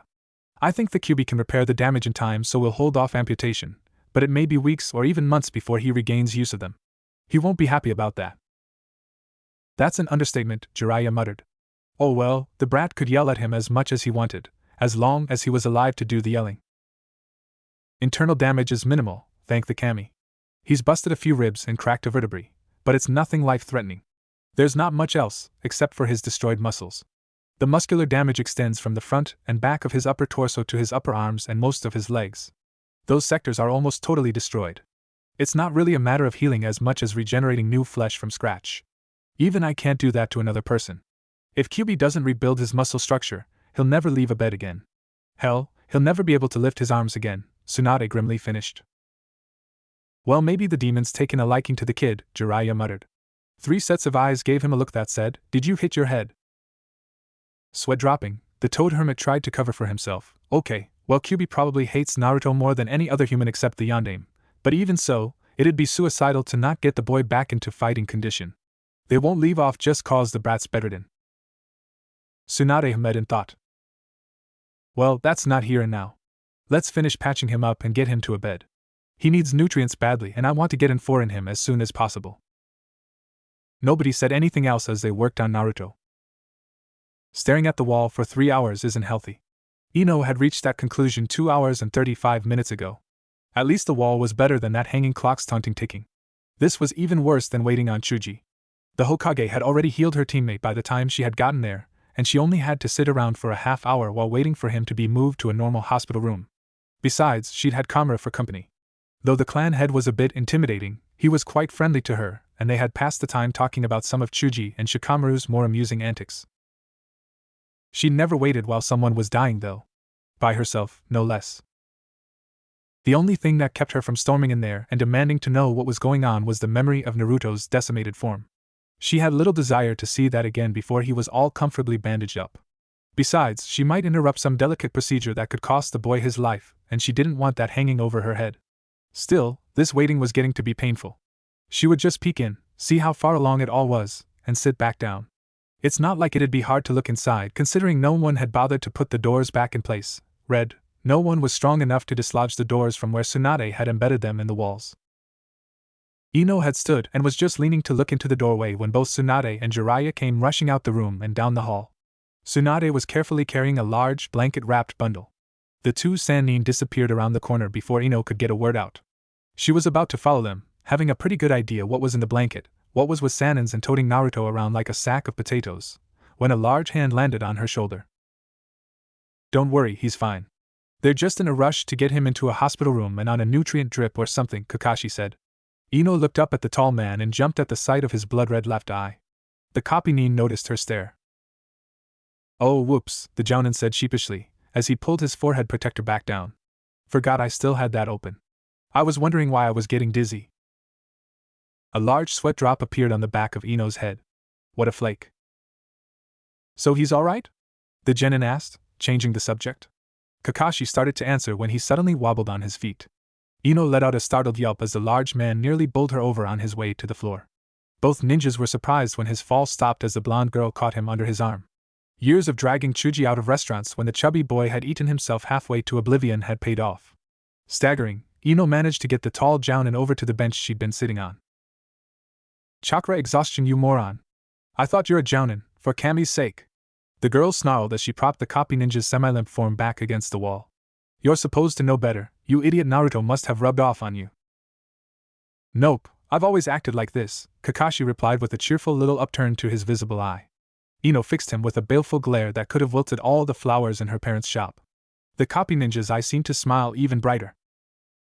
Pain in the ass, the girl muttered as she sat down next to him. So how is he? Kakashi's eye returned to normal and visibly drooped lower than usual. He's alive. That's really the best we could have hoped for. His muscle structure was destroyed throughout most of his body. Odds are he'll never regain full use of his arms and legs. Even if he does, the injuries have set him back years in physical training. He'll have to reteach his body how to be a shinobi all over again, the Jounin said, his voice low with sadness rather than laziness for once. Ino said in a very small voice. Then his dream. Kakashi nodded. He'll never be strong enough to become Hokage, the copy nin replied, his shoulders sagging. Flashing images of Naruto screaming out Hokage at the top of his impressive lungs moved through Ino's mind. When you thought of Naruto, Hokage was always in there somewhere. Everyone in the Rookie 9 knew he dreamed of being Hokage. Hell, anyone who really knew anything about Naruto knew that. Even in their earliest days at the academy, the hyper blonde was always spouting off about it. Even if it was just nonsense, at least Naruto was able to dream and work towards his goal. To have that taken away from you completely must be a terrible feeling. But Tsunade-sama was able to heal even Lee. Can't she? Ino trailed off at the look in Kakashi's eye. Even the Godame has limits. Lee was all there, even if he was damaged. There are pieces of Naruto that are simply gone, the Jounin sighed. Days like this, he felt all 28 years of his life. He shouldn't feel this tired when he wasn't even 30, damn it. Not all of his exhaustion could be blamed on overusing the Sharingan yet again. Kakashi-san, who did this to him? Ino asked. It was one of the thoughts that had repeated itself like a broken record the hours she'd been waiting. Very dangerous people, was all Kakashi said in reply. At Ino's questioning stare, he sighed. I'm sorry, Ino-san, I really am, but I can't tell you anything specific. All I can say is these people have been after him for years, and with his injuries, he's a sitting duck. Even the Hokage's ANBU guards might not be able to protect him. If he doesn't recover. Ino trailed off. They sat in silence for a few minutes longer, before she jumped up. Well, we'll just have to go see him then, she declared. He won't stay down for long. He'll be up and destroying people's eardrums in no time. Even I know you can't keep him from his dream, and I barely know the idiot. Kakashi had a surprised look in his slouching eye as he watched the girl in front of him as she scrounged up a crutch from a nearby storage room. Naruto, even if you don't get your dream, you've gained another friend. The tall Jounin didn't say a word as Ino fussed about, hauling him up and propping the crutch under his arm. Then again, Kakashi didn't need to say anything, even when Ino grabbed his unoccupied arm and held him up on the other side. His visible eye was upside down and beaming brightly enough to give passing medics sunburns. For a man who never showed his face, Kakashi was surprisingly expressive. Alright, now you don't move. Hi. I'll be back as soon as I find Sakura and get some flowers. I'll see if I can find another crutch for you while I'm out. Ino left the strange Jounin in a chair next to Naruto's bed as she went to find her rival. She was relieved to note that Naruto didn't look too bad. Well, to be fair, that was mostly because she couldn't actually see any part of him. The blonde was decked out head to toe in bandages. Only his eyes, mouth, and some of his scalp were exposed. Okay, so he didn't look good, but he still didn't look bad. Ino carefully forced the memory of the blonde's mangled body from her mind. He's alive. He'll be fine. He's alive, the pretty blonde mentally repeated that to herself as she walked. She glanced up to notice that she'd walked through half the hospital without realizing it. Where the hell is Sakura? Ino complained out loud as she stopped at a crossway in the hall, looking left and right for the pink-haired Chunin. What do you want, Ino pig? A feminine voice came from behind her. Ino's eyes took in Sakura as she turned around. Not much had changed about the girl in the last couple years. She still wore her hair short, and had the same style of dress she had since the academy. The biggest change was that her rival carried herself with much greater confidence now. It irked Ino to no end that Sakura had grown so much under Tsunade's mentorship. Her own Jounin instructor was as lazy as ever, spending more time hanging out and playing games with Shikamaru than he did training her and Shuji. Sakura, on the other hand, had passed the first Chunin exam after Naruto left. Something she took great delight in reminding Ino. Ino hated to lose, but in recent times she found it was worse to be left behind. Most of the Rookie 9+ team guy had already made Chunin. Kiba, Lee, Naruto, and herself were the only ones who were still genin. Naruto at least had the excuse of being on a training trip the whole time and would likely dominate any exam he took in the future, assuming, of course, he recovered. Kiba demonstrated good skill, but he still had a blustery ego to overcome, and that cost him every time. Lee was an odd case. The Hokage had refused to allow him into the exam immediately after his operation to make certain he was fully recovered. The boy was disappointed, but he merely used that as motivation for training. However, he got a nasty surprise in the next two exams when he was beaten by genjutsu techniques each time. Lee's taijutsu rivaled if not surpassed most Jounin's abilities, but his weakness to ninjutsu and genjutsu held him back. And worse still, Word had gotten out about around amongst the younger Leaf Nins about an incredibly powerful genin who could be dropped like a fly with well-placed genjutsu. Other genins taking the exams knew what to expect from Lee. He kept doggedly trying, but he had yet to devise a counter-strategy. Ino, on the other hand, she was weak. That was it. She lacked the skill and power to keep up with the others. Of the 12 members of their group, if Sasuke was still included, she was at the bottom end of the totem pole. She had one special skill and it had a terrible rate of success in active combat. Like Lee, word had spread about her, and everyone that fought her knew to avoid her Shintenshin no Jutsu. She'd been soundly beaten by mediocre opponents in every exam she'd been in. It was really starting to piss her off, but there was little she could do without an instructor who took training seriously. Well, except try to make Sakura prematurely deaf in their arguments. Finally! Forehead, I've been looking for you everywhere! Ino exclaimed as she walked up to her friend/rival. Sakura's face reddened in anger at the nickname. Oh really, what do you want, pig? The Chunin asked, one hand on her hip in annoyance. Ino snorted, just wanted to let you know your old teammate is here in the hospital. Sakura's face lit up in unexpected hope. You mean Sasuke-kun? Where? What room is he in? What? Ino yelled, startled by the mention of the traitor Uchiha. She's still hung up on him? No, you pink-haired ditz. I mean Naruto. He's upstairs right now. Didn't Hokage-sama tell you? Oh, Sakura said, her face noticeably falling. No, I didn't meet with her today. Naruto's here? Yeah, Ino replied. They stood there for several moments in uncomfortable silence. Well? Ino finally prodded. Aren't you going to go see him? Yeah, I'll see him in a while. It'll be nice to catch up, the Chunin replied, glancing down at some of the documents she was holding. She wasn't sure, but that sounded like a casual dismissal to Ino. She had the sudden urge to shake her friend, but she wasn't exactly sure why.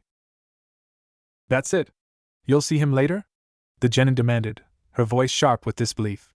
Sakura gave her a hard look, barely looking away from the forms. Yeah, that's it. I'll see him on my rounds anyways. What's your problem, pig? The Chunin asked, annoyed with her friend's tone. Ino met her rival's hard look with one that could melt steel or make her teammates whimper in utter terror. Nothing, really. I just thought you had, loyalty. Guess I was wrong, she said, crossing her arms over her chest. Sakura stood up straighter, letting her papers hang by her side. What crawled up your butt? I said I'll see him and I will. I have other duties I have to do, Chunin duties, she smirked, making a deliberate dig at the difference in their rank. Don't give me that shit, Ino snarled, forcing down her rage at her rival's jab. A minute ago you were praying Sasuke was back. If it was him, you'd go running to his side in a second like some pathetic groupie.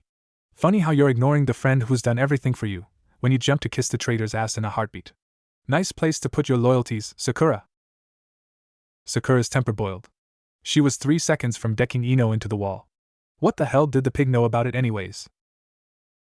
Why the hell would I go running to see the idiot for some stupid injury he probably did to himself? Maybe the moron finally pissed off someone better than him, and they put the dead last in his place. The Chunin yelled. She wasn't really thinking about what she was saying and wouldn't have used those words to describe Naruto if she'd been thinking clearly. She did owe him her life after all. Ino's remarks had struck home though. Thinking clearly was the last thing she was doing. Ino's mind flashed to Naruto cheering on Sakura in the exams, hearing about his promise of a lifetime, and finally her conversation with Kakashi and how Naruto might have to give up his dream entirely. That memory was replaced by the one of the blonde's shredded body lying in the ceiling room. Dead last. A loud crack made both medics and patients alike look over at the two kunoichi. Sakura held a hand to her reddening cheek, as she stared in shock at her friend. Ino was slowly letting her hand drop back to her side. Despite the aura of near violence they'd been radiating, the blonde's slap had taken her completely by surprise. Sakura's mouth hung open as she watched Ino's face shift through a kaleidoscope of emotion. The genin seemed to be struggling to find something foul enough to say to the medic. Ungrateful bitch, Ino finally managed to spit out. Her sharp gray eyes looked downright vicious as she glared at Sakura. Without another word, she turned and stormed away. 2 full minutes passed before Sakura finally got her brain working again. She spent a split second pondering Ino's words before the rage hit. She dropped the documents that had been so important moments ago and ran through the halls and out the main lobby after her friend. She caught up to Ino about a block from the hospital, her friend's bright hair sticking out in the bright noon sunshine. She grabbed her rival's arm and swung her around, before slamming her into the wall of a nearby building. What the fuck was that? Do you want to fight, you blonde bimbo? You want a rematch? You want to see what I can do now? Huh. Answer me, you stupid bitch. Sakura growled, her grip on Ino's dress tightening. The genin gave her look of icy loathing so venomous that it made Sakura flinch even in her anger. Her hold weakened enough that Ino was able to bring her hands up into the beginnings of her family jutsu. Sakura dropped her rival like she'd been electrocuted and flipped backwards a good 10 feet, dropping into a stance as she landed. Ino allowed her hands to fall to her sides as soon as Sakura let her go. Somehow, despite their difference in power and rank, Sakura got the distinct feeling she was being looked down on. I have no respect for someone who doesn't value their comrades, Ino said. Memories of Chuji lying in a hospital bed, smiling at her despite his emaciated form, and of Shikamaru's bandaged hand briefly passed through her mind. She turned and kept walking away from her rival. You're not just a dumb little girl anymore, Sakura. You've lost sight of what's really important in life, assuming you ever had it. If I'd known how you'd turn out, I would never have spoken to you back then. That cut through every bit of Sakura's anger and left her with a cold, stinging sensation in her chest. For all their rivalry and arguments, Ino was the first person ever to befriend her. The blonde had given her confidence and companionship during the loneliest part of her life. She knew who was responsible for her growth. If Ino hadn't looked past the snot-nosed crybaby back then, Sakura would have never even made it to Genin. That knowledge was a blow to her pride, and that was the source of her jabs about their differing strength. But she couldn't deny that even though she was far stronger now, Ino was the one who built the foundation to that strength. The same part of her that treasured their friendship was forever grateful to the girl for acknowledging her back then. That Ino regretted her decision hurt her more than she'd ever allowed herself to believe possible. How like Ino to strip all her anger and pride away with a single cutting sentence. What? What are you talking about? Sakura grimaced at the tremor and shock in her voice. You heard me, Ino replied, stopping her walk but not turning around. But why? Why were you so mad about all this? Sakura asked with a little desperation. Ino stayed silent for a long moment, before finally turning to face her friend. Her eyes held a tired coldness to them. You called him dead last, she said. But I mean, I was Jew. You called him dead last, Ino repeated. Wasn't Sasuke the one who got the idea to call him that? Why the hell would you call him a nickname thought up by a traitor when he's your most loyal comrade? Sakura didn't say anything. That comment cut deep, but she couldn't make herself react to it. All she could do was stare wide-eyed at her friend. Dead last, Ino continued in an almost thoughtful tone. He saved both your life and Sasuke's, when neither of you thought he could fight his way through a yard of preschoolers. He proved that he's at least stronger than Niji, who was the number one for his class. He caught the eye of a legendary Sannin, and somehow managed to get the guy to train him. He even tried to bring Sasuke back for you. Ino crossed the distance between them and stopped a couple feet from the Chunin. Her eyes glittered like pieces of blue-gray crystal in the bright sunlight. He's been in love with you for years, and he'd bring back someone totally unworthy of you, just because you asked him, she quietly said. I know all these things about him, and I've spoken to him roughly 3 times since I met him at the academy. Hell, our whole crowd of friends knows this about him. You, his teammate and friend, should know that he's a better human being than Sasuke will ever be. He'd die for you. For his friends. To protect this village. Ino leaned her face until her nose almost brushed Sakura's. And you call him dead last and say you'll visit later, when you feel like it, the blonde said in barely a whisper. Sakura flinched at that, guilt welling up despite her confusion at Ino's odd behavior. Hadn't Sasuke-kun himself admitted that Naruto saved them both from Gaara's full power? Hadn't Naruto sworn to bring Sasuke-kun back no matter what? Hadn't he promised her again that he'd keep trying, no matter how long it took, even as he lay in a hospital bed covered in bandages? She only noticed the faint, flowery scent of Ino's perfume when it faded. She looked up. Ino was already walking away again, having decided to let the medic stew in her thoughts. Some part of Sakura couldn't let the girl walk away. Wait. I don't get it. You don't even know him. Why are you so upset about this? This isn't like you at all, she yelled. Immediately after she said that, the thought occurred to her that maybe this was exactly like Ino. The girl had a history of finding things other people thought were worthless, and staking a personal claim on them. Sakura herself was one of them. Was her rival doing the same thing to Naruto? The memory of Naruto's shredded flesh, and the smell of his blood assaulted Ino's mind. The same smell from her dream. She felt her anger replaced by sudden nausea. She wanted a shower. Sakura, she said, not turning to face her rival. Go back to the hospital. Go to room 451. Look at the person, what's left of the person lying on the bed. Look at him long and hard and think about what you called him. Then remember that you were willing to brush him aside. Ino disappeared into the crowd of people walking around them without another word.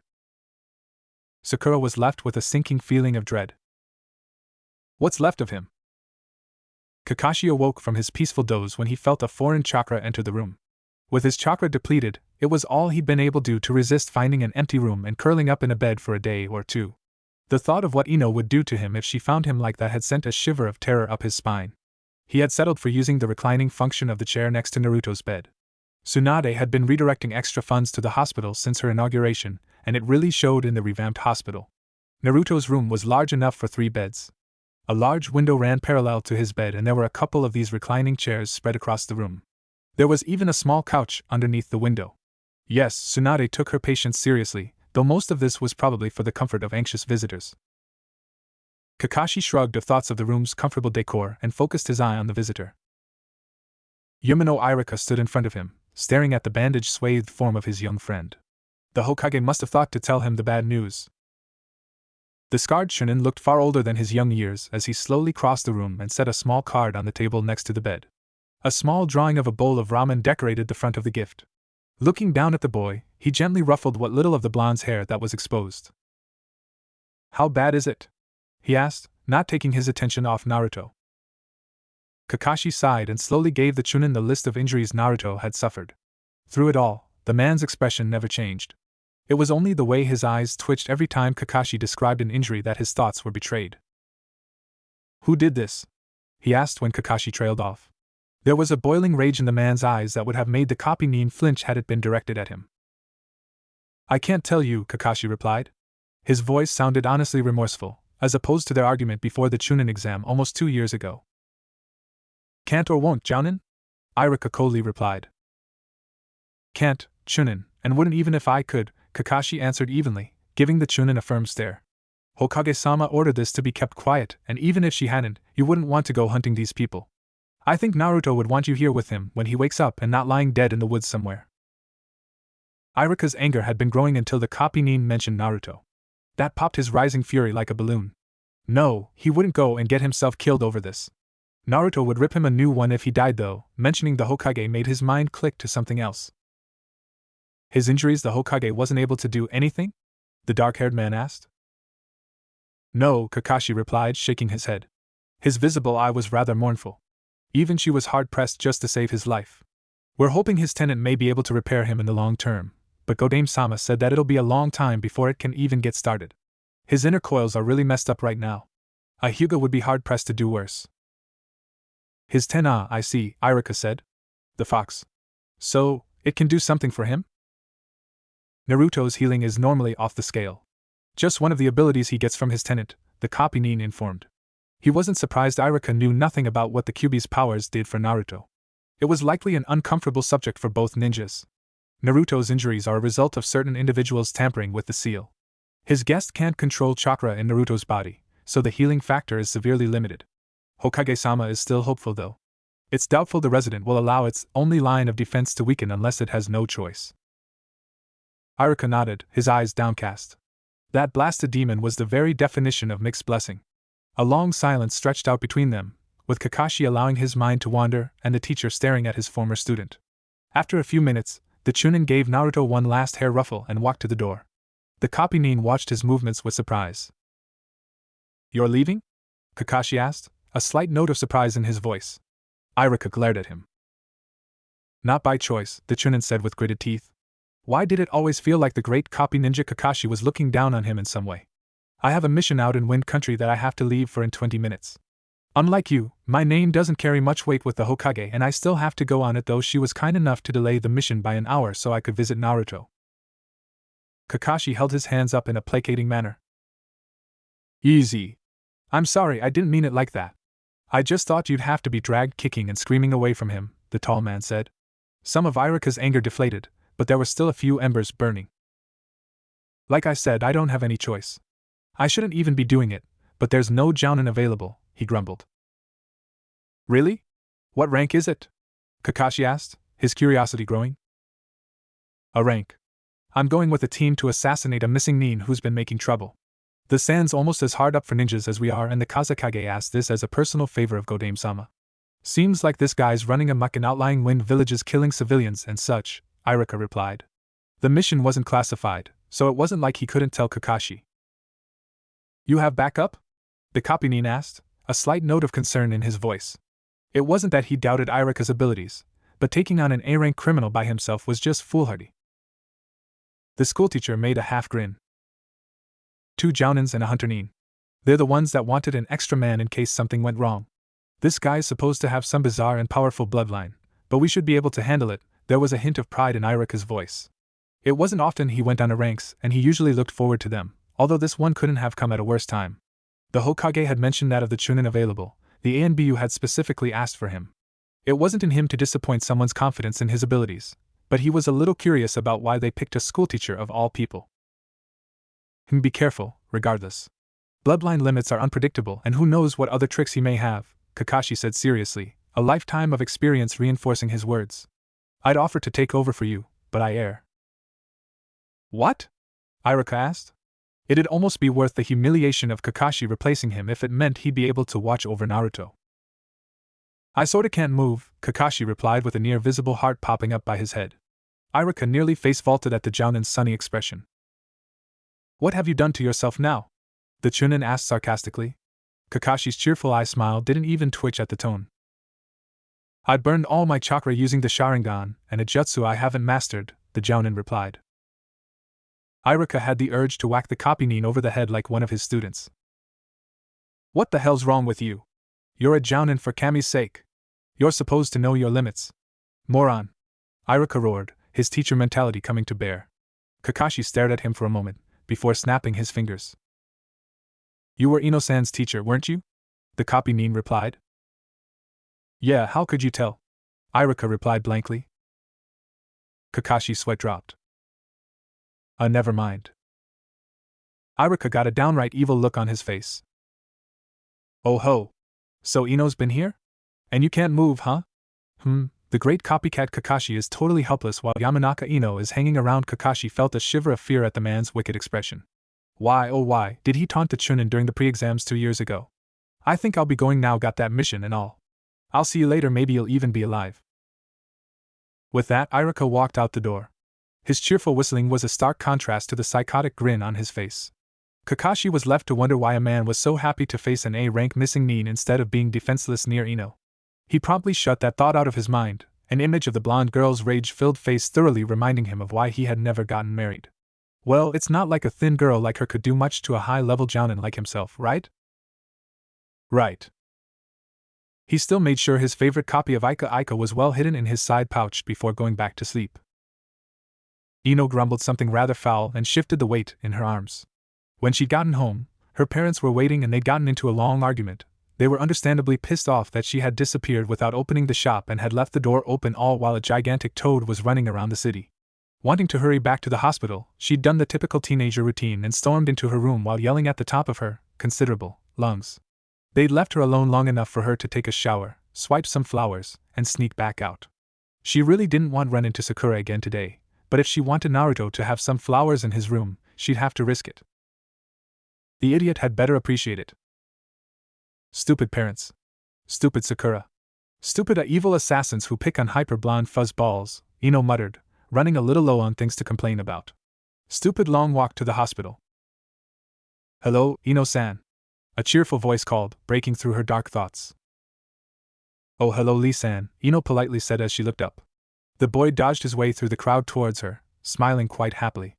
The rookie 9 and guy's team got along pretty well with each other, and they would often stop and chat if they saw each other in the street. Well, not really chat in Niji and Shino's case, but even they would at least nod a greeting as they passed by. How are you today, Ino-san? The taijutsu specialist asked. Rock Lee had gotten noticeably taller in the last couple years and his face had grown sharper. His green jumpsuit and haircut remained, sadly, the same. He smiled cheerfully, though he looked a little out of breath. Ino's eyes traced to his feet, where the solid packed dirt of the street was noticeably depressed underneath him. He must have upped his weights again. I'm okay, Lee-san, though I'm feeling kind of tired. Did you boost your training again? She asked. Ino might be the queen bitch to people who pissed her off, i.e. Sakura, Shikamaru, Chuji, Asuma-sensei, That idiot Kiba, her parents, that one Chunin who looked at her funny last week, well, you get the idea. But she didn't find Lee too annoying. He was a little odd and downright creepy in his obsession with all things guy-related, but he worked his ass off to compensate for his weakness and was genuinely friendly to people, which was good in her book. YOSH. I added another 30 pounds to each leg this morning and promised to do 5,000 push-ups if I can't run around the village 70 times. Lee declared, with his bandaged fist clenched in the air and fire blazing in his eyes. Okay, so he's really odd and he needs to take some Valium. But he's still a good guy, Ino thought as she watched the genin hoot and cheer himself on while he jogged/hopped/danced in circles around her. Lee-san! Calm down! She yelled as she grabbed the boy's shoulder with her free hand on his next circuit. He cringed for a moment, before relaxing and smiling sheepishly when he realized his fellow genin wasn't going to wallop him. No, Ino was saving that for Guy. Some crimes couldn't go unanswered for. I'm glad you're happy training, but you don't need to make a spectacle out of it, the blonde said with a friendly smirk. Maybe you're right, Ino-san, Lee replied, though it was obvious he didn't particularly care how big a fool he made of himself. Those are some interesting flowers you have there. Are you making a delivery? Ino looked at the strange bouquet in her arms. That's right. No, not really. I'm taking them to a friend in the hospital, she said with a shrug. Really? Who? Lee asked curiously. Oh, just Uzumaki Naruto. Hatake Kakashi had exactly 0.3 seconds to sense an incoming chakra before the most terrible wailing imaginable awoke him from a sound slumber.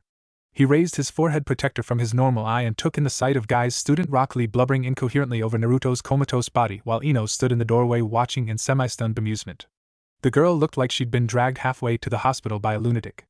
Kakashi's eye drifted back to Lee and made the logical connection.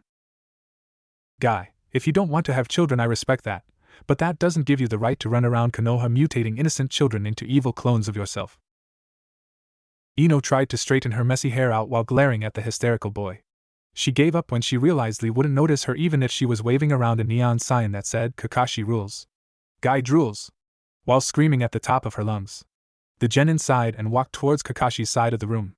The copy nin watched curiously as she lugged a large object up and set it on the side table while ignoring the wails echoing in the room. Kakashi stared at the vase and its contents before letting out a choked-off laugh. Ino-san, that's an interesting selection you made, the jounin said, his eye nearly watering with the effort to restrain his laughter. What can I say? A unique present for a unique personality and fashion sense, Ino replied with a smug look on her face. Think he'll like it? Like it? He may ask you to marry him, Kakashi replied, while reaching over to straighten a flower that had come loose. Ino's present was a large vase. It was also a heavy vase, as she made the mistake of filling it with water before she left her house. It wasn't the vase though that was the source of the jounin's mirth and the stares she'd received walking to the hospital, though Lee could take part of that credit considering he had half carried her in his mad run to see Naruto. Orange. Ino had filled the vase with flowers the same gaudy, tacky orange that Naruto loved so much. She had every kind of flower imaginable in the vase with their only similarity being their color. She had wisely, and correctly, guessed that Naruto didn't know a thing about delicate flower arrangements, so she'd just thrown something of everything in. Ino figured he'd only see the color and the thought behind it, so it wasn't like she'd have to waste time carefully choosing and arranging the bouquet like she would with a customer. The only thing that Ino had put in it that wasn't orange was a single, medium-sized sunflower which rested at the top of the bunch. The whole thing was a terrible eyesore, with the magnolias, daisies, and lilies all clashing with each other and the cheery sunflower. Nobody sane would be caught dead even looking at it. Obviously Naruto would love it beyond words.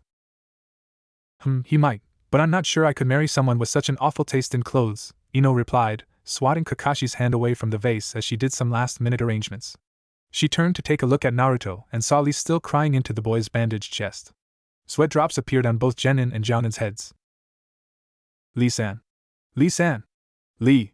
Ino yelled, trying to get his attention. She glanced at Kakashi. The tall man shrugged. I've been dealing with Guy for years. This really isn't that bad, the copy nin replied. Ino grumbled something and walked over to the boy to drag him off their fellow genin. Unfortunately, Lee was a hell of a lot stronger than her, and his jumpsuit made it hard to get a grip on him. She finally put him in a full Nelson from behind, all the while listening to his wailing. Don't worry, Naruto. Youth power will save you. Your fires of youth shall never be vanquished. Your springtime shall never wane. Damn it, Lee. Get off him before you make his injuries worse. Ino had just managed to pulley a few feet from the bed, as Kakashi watched with visible amusement, when a booming voice interrupted them. Eternal rival! How can you sit by idly when your wonderful student has been cut low in the prime of his youth? Lee spun like a top towards the newcomer, accidentally throwing Ino across the room. Oh, Guy-sensei! Oh, Lee! Oh God, Kakashi muttered as he pulled his forehead protector down over his exposed eye again. He would avoid watching the beautiful beast hug if it killed him. Besides, if he leaned back and acted like he was asleep, maybe they'd leave him alone. Sensei and student were too busy embracing to a sunset background to notice the jounin. Ino wobbly got to her feet and stared at the spectacle in front of her. Was that some sort of genjutsu behind them? Guy-sensei! Lee! Guy-sensei!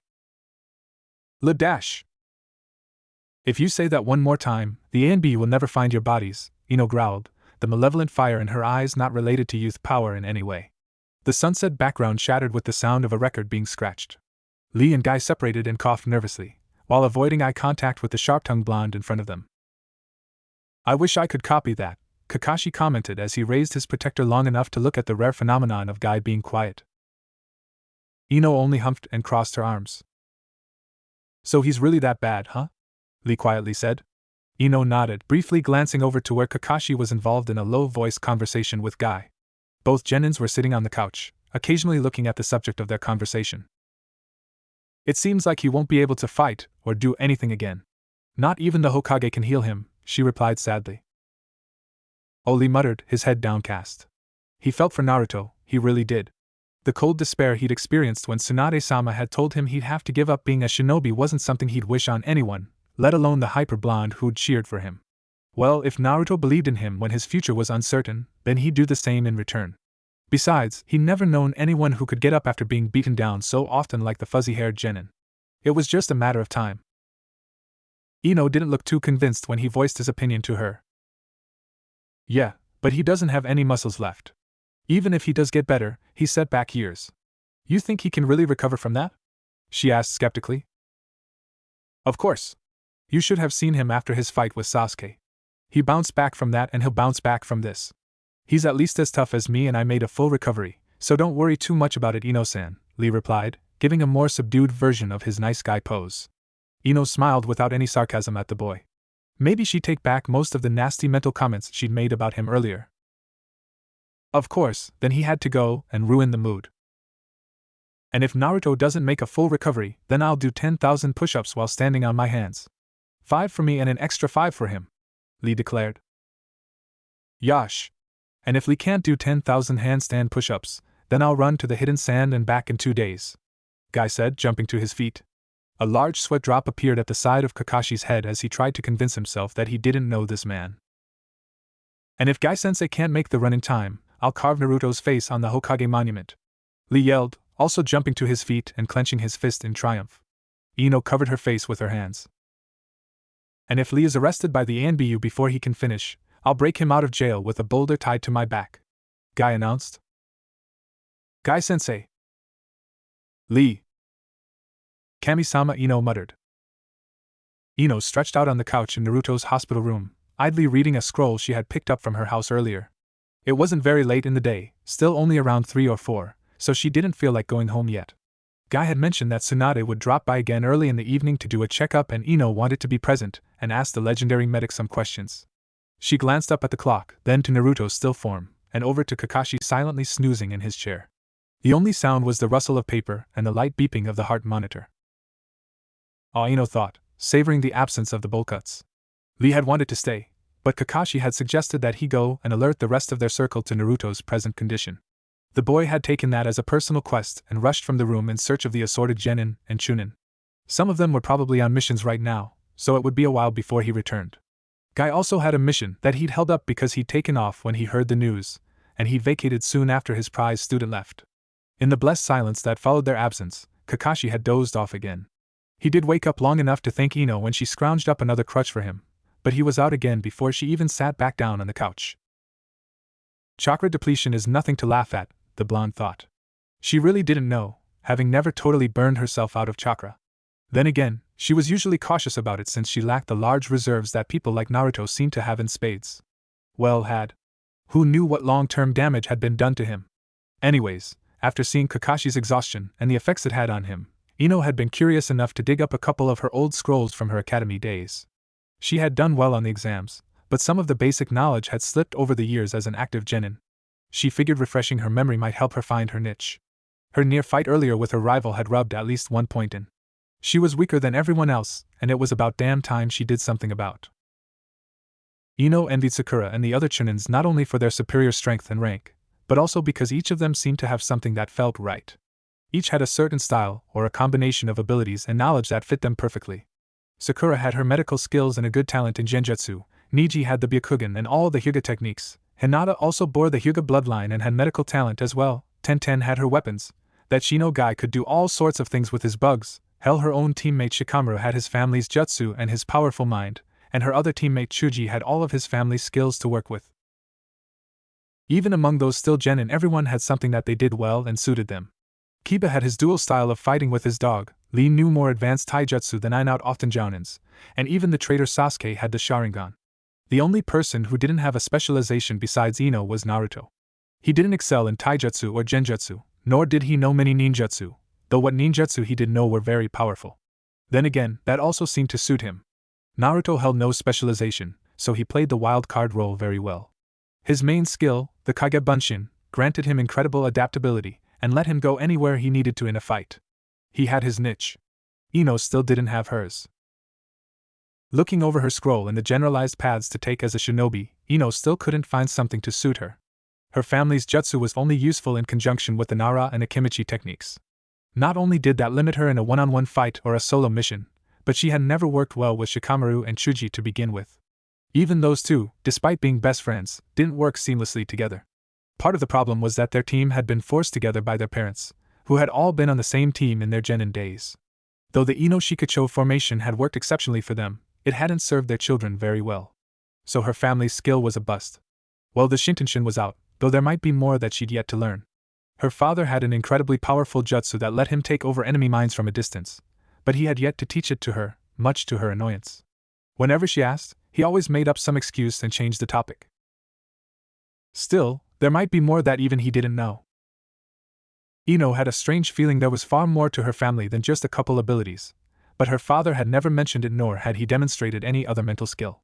Part of her curiosity was the strange, foreboding dreams she had occasionally. Though she hadn't realized it at the time, the reason she had run to the hospital earlier this morning was the dream she'd had the night before. Both the wobbly feeling and the smell of blood had actually happened to her. Perhaps it was foresight of some sort. Or maybe not. She could have been seeing the events as they were happening.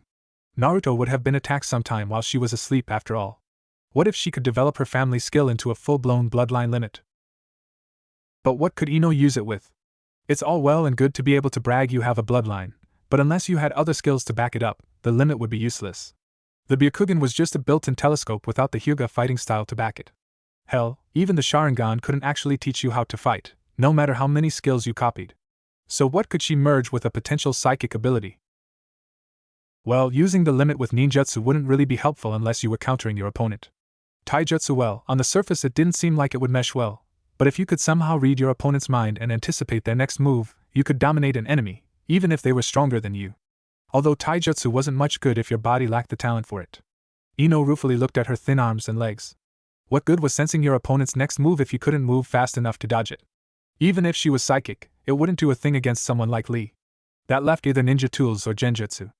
Ino was uncomfortable relying too heavily on a weapon or a tool of some sort. Kiba was an example of overdepending on a tool. He relied on the soldier pills to pull off his best maneuvers with Akamaru, and that hadn't gotten him far against Naruto, or that Sannin he fought on the Sasuke recapture mission. So that left genjutsu. Ino stared long and hard at the kanji 4 gen on the scroll in front of her. Perhaps genjutsu was often overlooked by younger shinobi, but in the right hands it was deadly even to experienced jounins.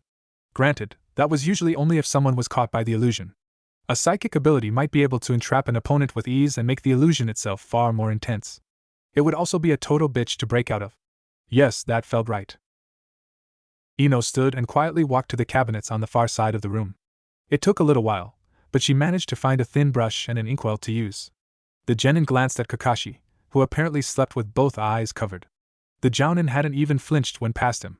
He slept like most ninja, deeply and quickly, but able to rouse themselves at a moment's notice when a threat was detected. Her movements wouldn't disturb him unless she was standing above him with a scalpel, or something. Watching the dozing copy Ino's resolve only increased. Remaining aware of the surrounding environment, while sleeping was a little thing to a ninja of Kakashi's caliber, but it was something Ino had yet to even brush. Even if he did have over a decade more experience than her, it was still a reminder that she wasn't at the level she wanted or needed to be at. Ino sat on the couch with her legs stretched out in front of her. She carefully propped the inkwell on the armrest next to her and spread the scroll out on her lap. She found a large blank space after the genjutsu section and dumped the brush in the ink. Carefully, she drew out a pentagon and added 5 lines that ran from each point to the center. She leaned back and blew on the ink to dry it. It wasn't perfect, but it was a reasonable rendition of the cards that gray-haired guy with the glasses had shown them at their first Chunin exam. She frowned slightly. Come to think of it, she hadn't seen him at any of the other exams, even though she knew he had failed again. Ino shrugged, brushing the thought off.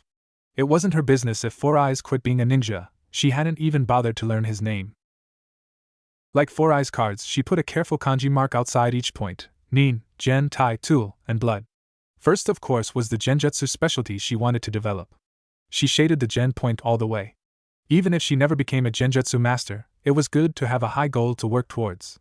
Naruto wanted to be Hokage, but even if he never did, he could still end up as high as a NBU commander or something, though she doubted Naruto would ever settle, and he'd likely make life a complete and utter hell for whoever got the Hokage title over him. Even if she never pulled it off, it would be good to at least train like she intended to be a master. Ino skipped over tools entirely, and marked about a quarter of the way up on Tai and halfway up on Nin. As far as she knew, even the best genjutsu couldn't totally defeat an opponent, so she would need to have other skills to rely on. She'd never be able to compare even to the other genins of their group in those fields, but they were necessary skills to have if she wanted to survive in the shinobi world. Eyeing the diagram, her attention fell to the point marked blood. Ino sighed and drew a small question mark there. Of course, all of this assumed that she even had a bloodline limit to awaken. Even if she did, the odds weren't exactly in her favor that it would be what she wanted. Her weird dreams could be just that, weird dreams. They seemed real enough, but did she know for sure? They could just be a side effect of the Shintenshin, like she'd originally thought. And of course, if she did have a bloodline limit, and it was a useful psychic ability, she didn't know any way of awakening it.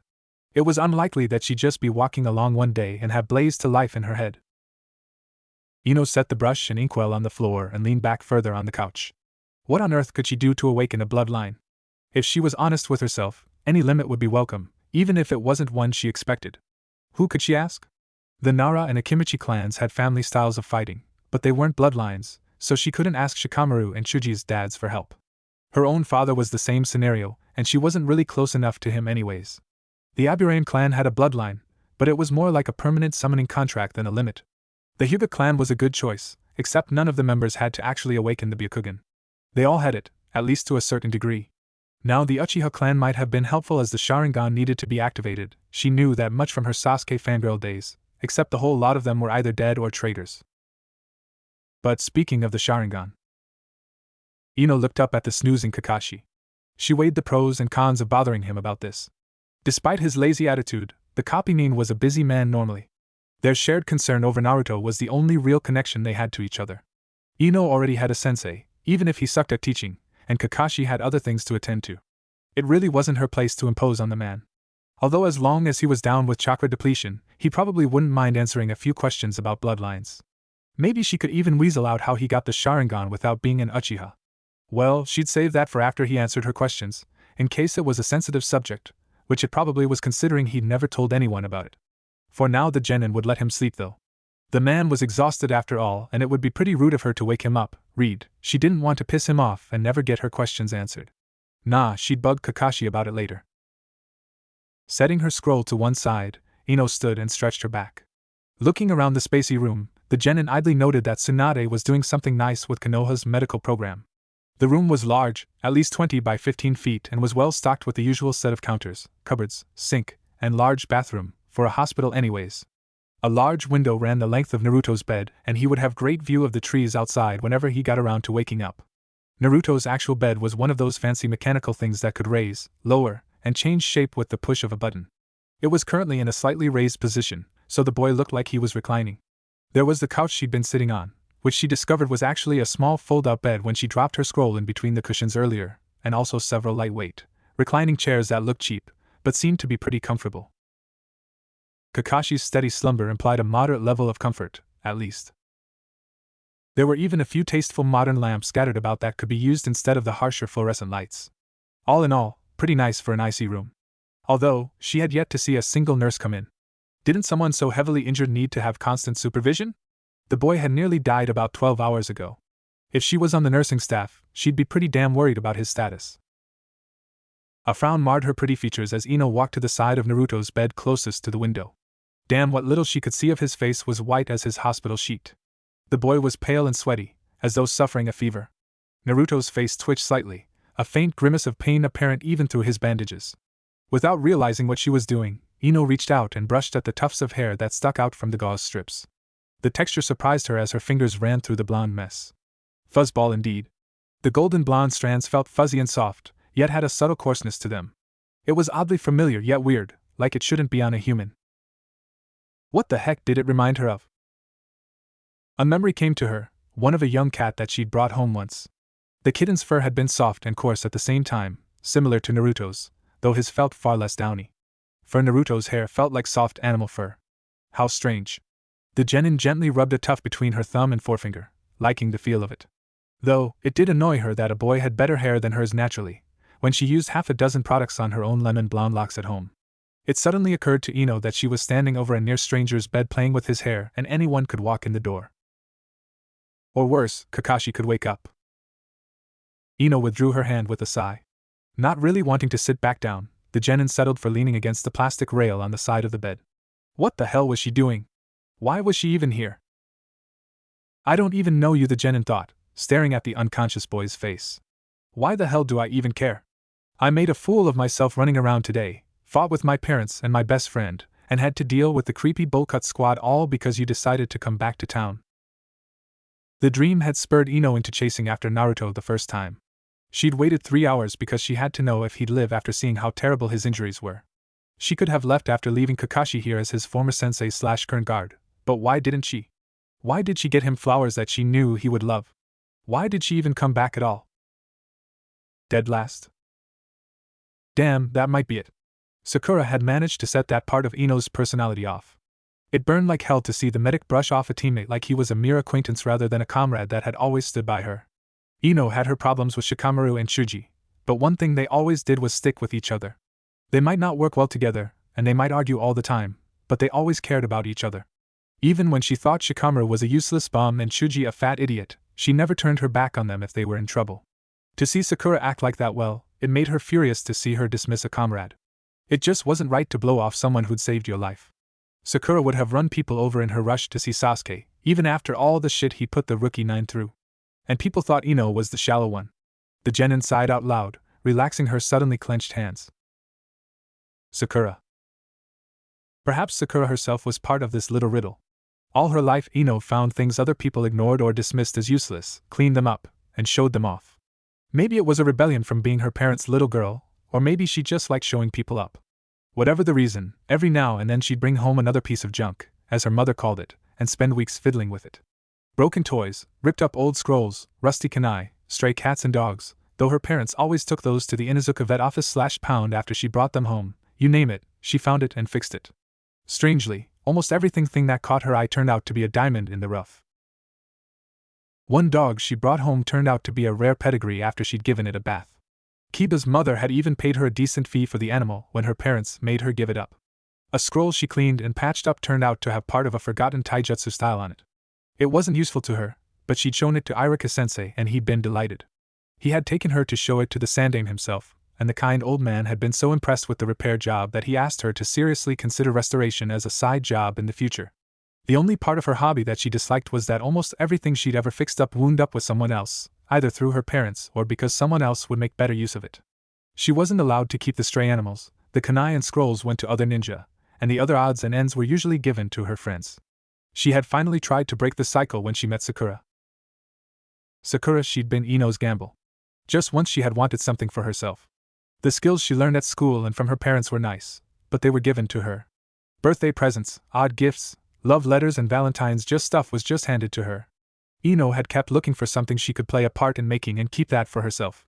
She had hoped it would be Sakura. When Ino first laid eyes on her, she didn't see tears, dirt, and snot. She saw beautiful pale skin, bright green eyes, and sugary pink hair that she half expected to smell like cotton candy or bubblegum. Sakura was the prettiest flower Ino had ever seen in her life, even when the girl was bawling her eyes out. So Ino had given her a ribbon and became her friend, while spending most of her academy days building the girl's confidence. She wanted Sakura to become even more beautiful, and she'd figured getting the girl to believe in herself and become a strong kunoichi would help. Part of her was jubilant that she'd cleaned off Sakura's crusty exterior, and revealed just how beautiful she really was for the world to see. Part of Ino wanted to keep the pale girl locked up forever, so nobody would ever steal her away. And another part of her was just happy to have someone close to her. Then Ino got a crush on Sasuke and warbled on about him to his other fangirls, forgetting that she had someone far more beautiful already. Then Sakura got a crush on Sasuke too. That made Ino nervous, but she didn't really think much of it because at the time she figured only an idiot wouldn't like Sasuke. And then came one of the most painful days in her life. Sakura gave back the ribbon and walked away. Ino hadn't stopped her. It was Sakura's choice after all. Even though it hurt like hell, Ino didn't fight it. Sakura was just one more thing that would never belong to her. The pain from that day still burned her though. Their early rivalry had sprung from Ino's resentment and Sakura's urge to prove herself to Sasuke. The blonde girl had accepted over time that not only was Sakura not hers, but she was never going to be. Unfortunately, Ino's feelings hadn't gone away over the years. They had merely changed from a child's admiration to a teenager's desire. It didn't help that Sakura's beauty grew almost daily. In the end though, it didn't really matter.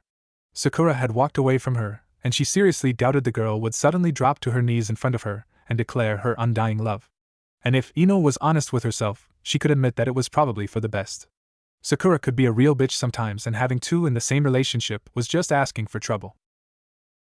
Ino had stopped her hobby after Sakura, not wanting to go through that pain ever again. But when Sakura had called Naruto dead last and dismissed him like nothing, Ino had felt the old urge come back. She could see how the boy would set it off. The fuzzball fit her mold almost perfectly. Naruto was the poster boy for diamond in the rough. On the surface he was a near worthless idiot, who made stupid boasts and dumb mistakes. He was rude, ignorant, and had a fashion sense that could make a clothing designer commit suicide. But that was just the surface. Underneath was a ninja who was insanely dedicated, had raw potential out the ass, and cared a lot about other people. The last part sounded corny, but it was true. Ino hadn't lied when she said Naruto would die for his friends. The boy wouldn't even hesitate. Ino barely knew him, but the hyper-genin just seemed like the person to fight for other people and not budge an inch. Underneath his idiotic exterior, Naruto was the embodiment of every major trait a Hokage should have. More than that, he was a good person and would grow into a good man. Very, very few people saw that. Naruto fit the profile for every single thing that Ino had ever claimed before. It was perfect. Except for one detail. Naruto didn't need Ino. Everything else that she had ever fixed up, Sakura especially, would have withered away without her. Each trinket, animal, and person had needed Ino, even if only for a little while. Naruto didn't. The hyperboy was growing just fine without her. Hell, he grew just fine without anyone. He grew better with other people and he treasured them above everything else, but in the end he'd survive and flourish by himself. He was like a tree seedling slowly forcing its way up through pavement. Ino didn't want to interfere with that. She couldn't clean off Naruto's exterior like she had with Sakura. There was nothing about him that she could improve that wouldn't change naturally with age and experience. Something about him still called to her though. He didn't need her, but if she were brutally honest then maybe that's what she needed. Someone who could be an equal. Neither given to her nor made by her, but still near her. Not necessarily as a boyfriend or a comrade, though she wasn't really adverse to either possibility, but just someone to be around. A friend. Was that why she was here? Did she want that? Did Naruto offer something Shikamaru, Chuji, and Sakura didn't? Ino honestly didn't know. She did want to find out though. Perhaps that was why. Naruto was a possibility, of what she wasn't sure. Maybe she wanted to change this part of her life as much as she wanted to change her fighting style. Maybe she wanted to take another gamble. For all she knew, Naruto could wake up the next day, thank her for the flowers, and forget all about her. But maybe he wouldn't. Ino still didn't know much about him, but one thing she did know for certain was that Naruto had a way of surprising the hell out of people. She doubted she'd be an exception. Ino shook her head out of her daze. Glancing up at the clock, she was surprised to note that she had been standing beside the boy for almost 40 minutes. It was getting late, and she was getting hungry. Not to mention the Hokage would be here soon and she'd better wake Kakashi up. The genin walked around the bed and towards the still sleeping Kapinin. Not surprisingly, the jounin moved almost the instant Ino touched his shoulder. Kakashi lazily stretched for a long moment, before sliding his forehead protector up from his right eye. "Ah, Ino-san. What's the problem?" he drawled out in a relaxed voice. "Nothing. I just thought you might want to be awake when the Hokage shows up," Ino replied, standing up straight. The jounin nodded. "Yes, I would. Thanks, you probably saved me from getting my head pounded," Kakashi said with a cheerful, upturned eye. Ino snorted at the sight and walked over towards the bathroom door. "You better not fall asleep again," she growled. Hi, the Kapinin replied, looking around the room to find something to do while he waited for Tsunade to show up. Ino shrugged and closed the door to take care of business. She closed it moments before Kakashi's eye fell on the open scroll on the couch. A few minutes later, Ino stepped out of the bathroom while still drying her hands with a paper towel. She nearly dropped it in surprise when she saw the copy ninja calmly reading through her scroll in his chair. The genin's lip curled in annoyance. "Stupid curious jounins. Hey, you mind not reading that? That happens to be mine, you know," she snapped, tossing her crumpled paper towel in the garbage can. "You say something, Ino-san?" Kakashi replied as he glanced up at her. Ino's vision turned red and she cracked her knuckles. She was 2 seconds from demonstrating just what happened to rude ninjas who snooped through her things, when the door opened. "Be sure to keep the wall patrols alert," Tsunade was saying to an ANBU behind her. The ANB replied something inaudible, to which the Hokage nodded, before the ninja walked away. The Godame opened the door further and walked in with Shizen. She glanced at Kakashi and Ino a moment before moving to Naruto to check him over. "How's he been?" Tsunade asked. Kakashi ignored the question, still glancing over the pilfered scroll. "The same, I guess." "I don't really know," Ino answered when she saw that the Kapinin wasn't going to reply.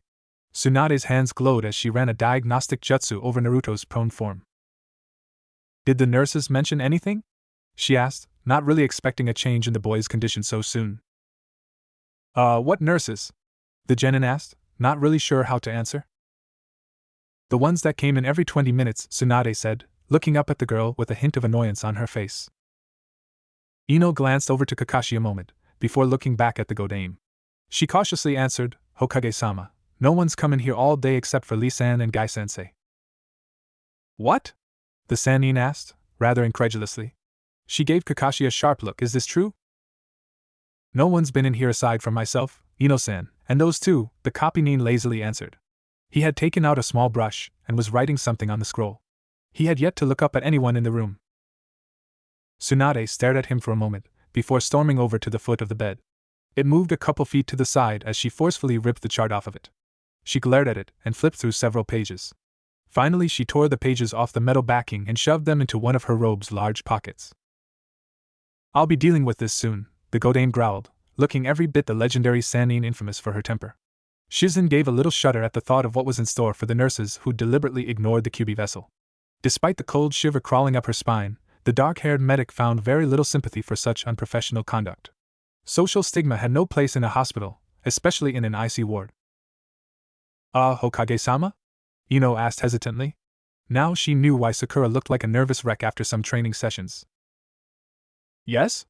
Tsunade said, looking over at the slim blonde girl. A hint of familiarity flickered through her eyes. "You're the Yamanaka's girl, right?" "Yeah," Ino replied, the flare of annoyance at being the daughter of a famous clan killing her nervousness.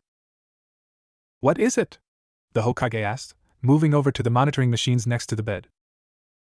"Naruto, is he going to be?" the genin asked.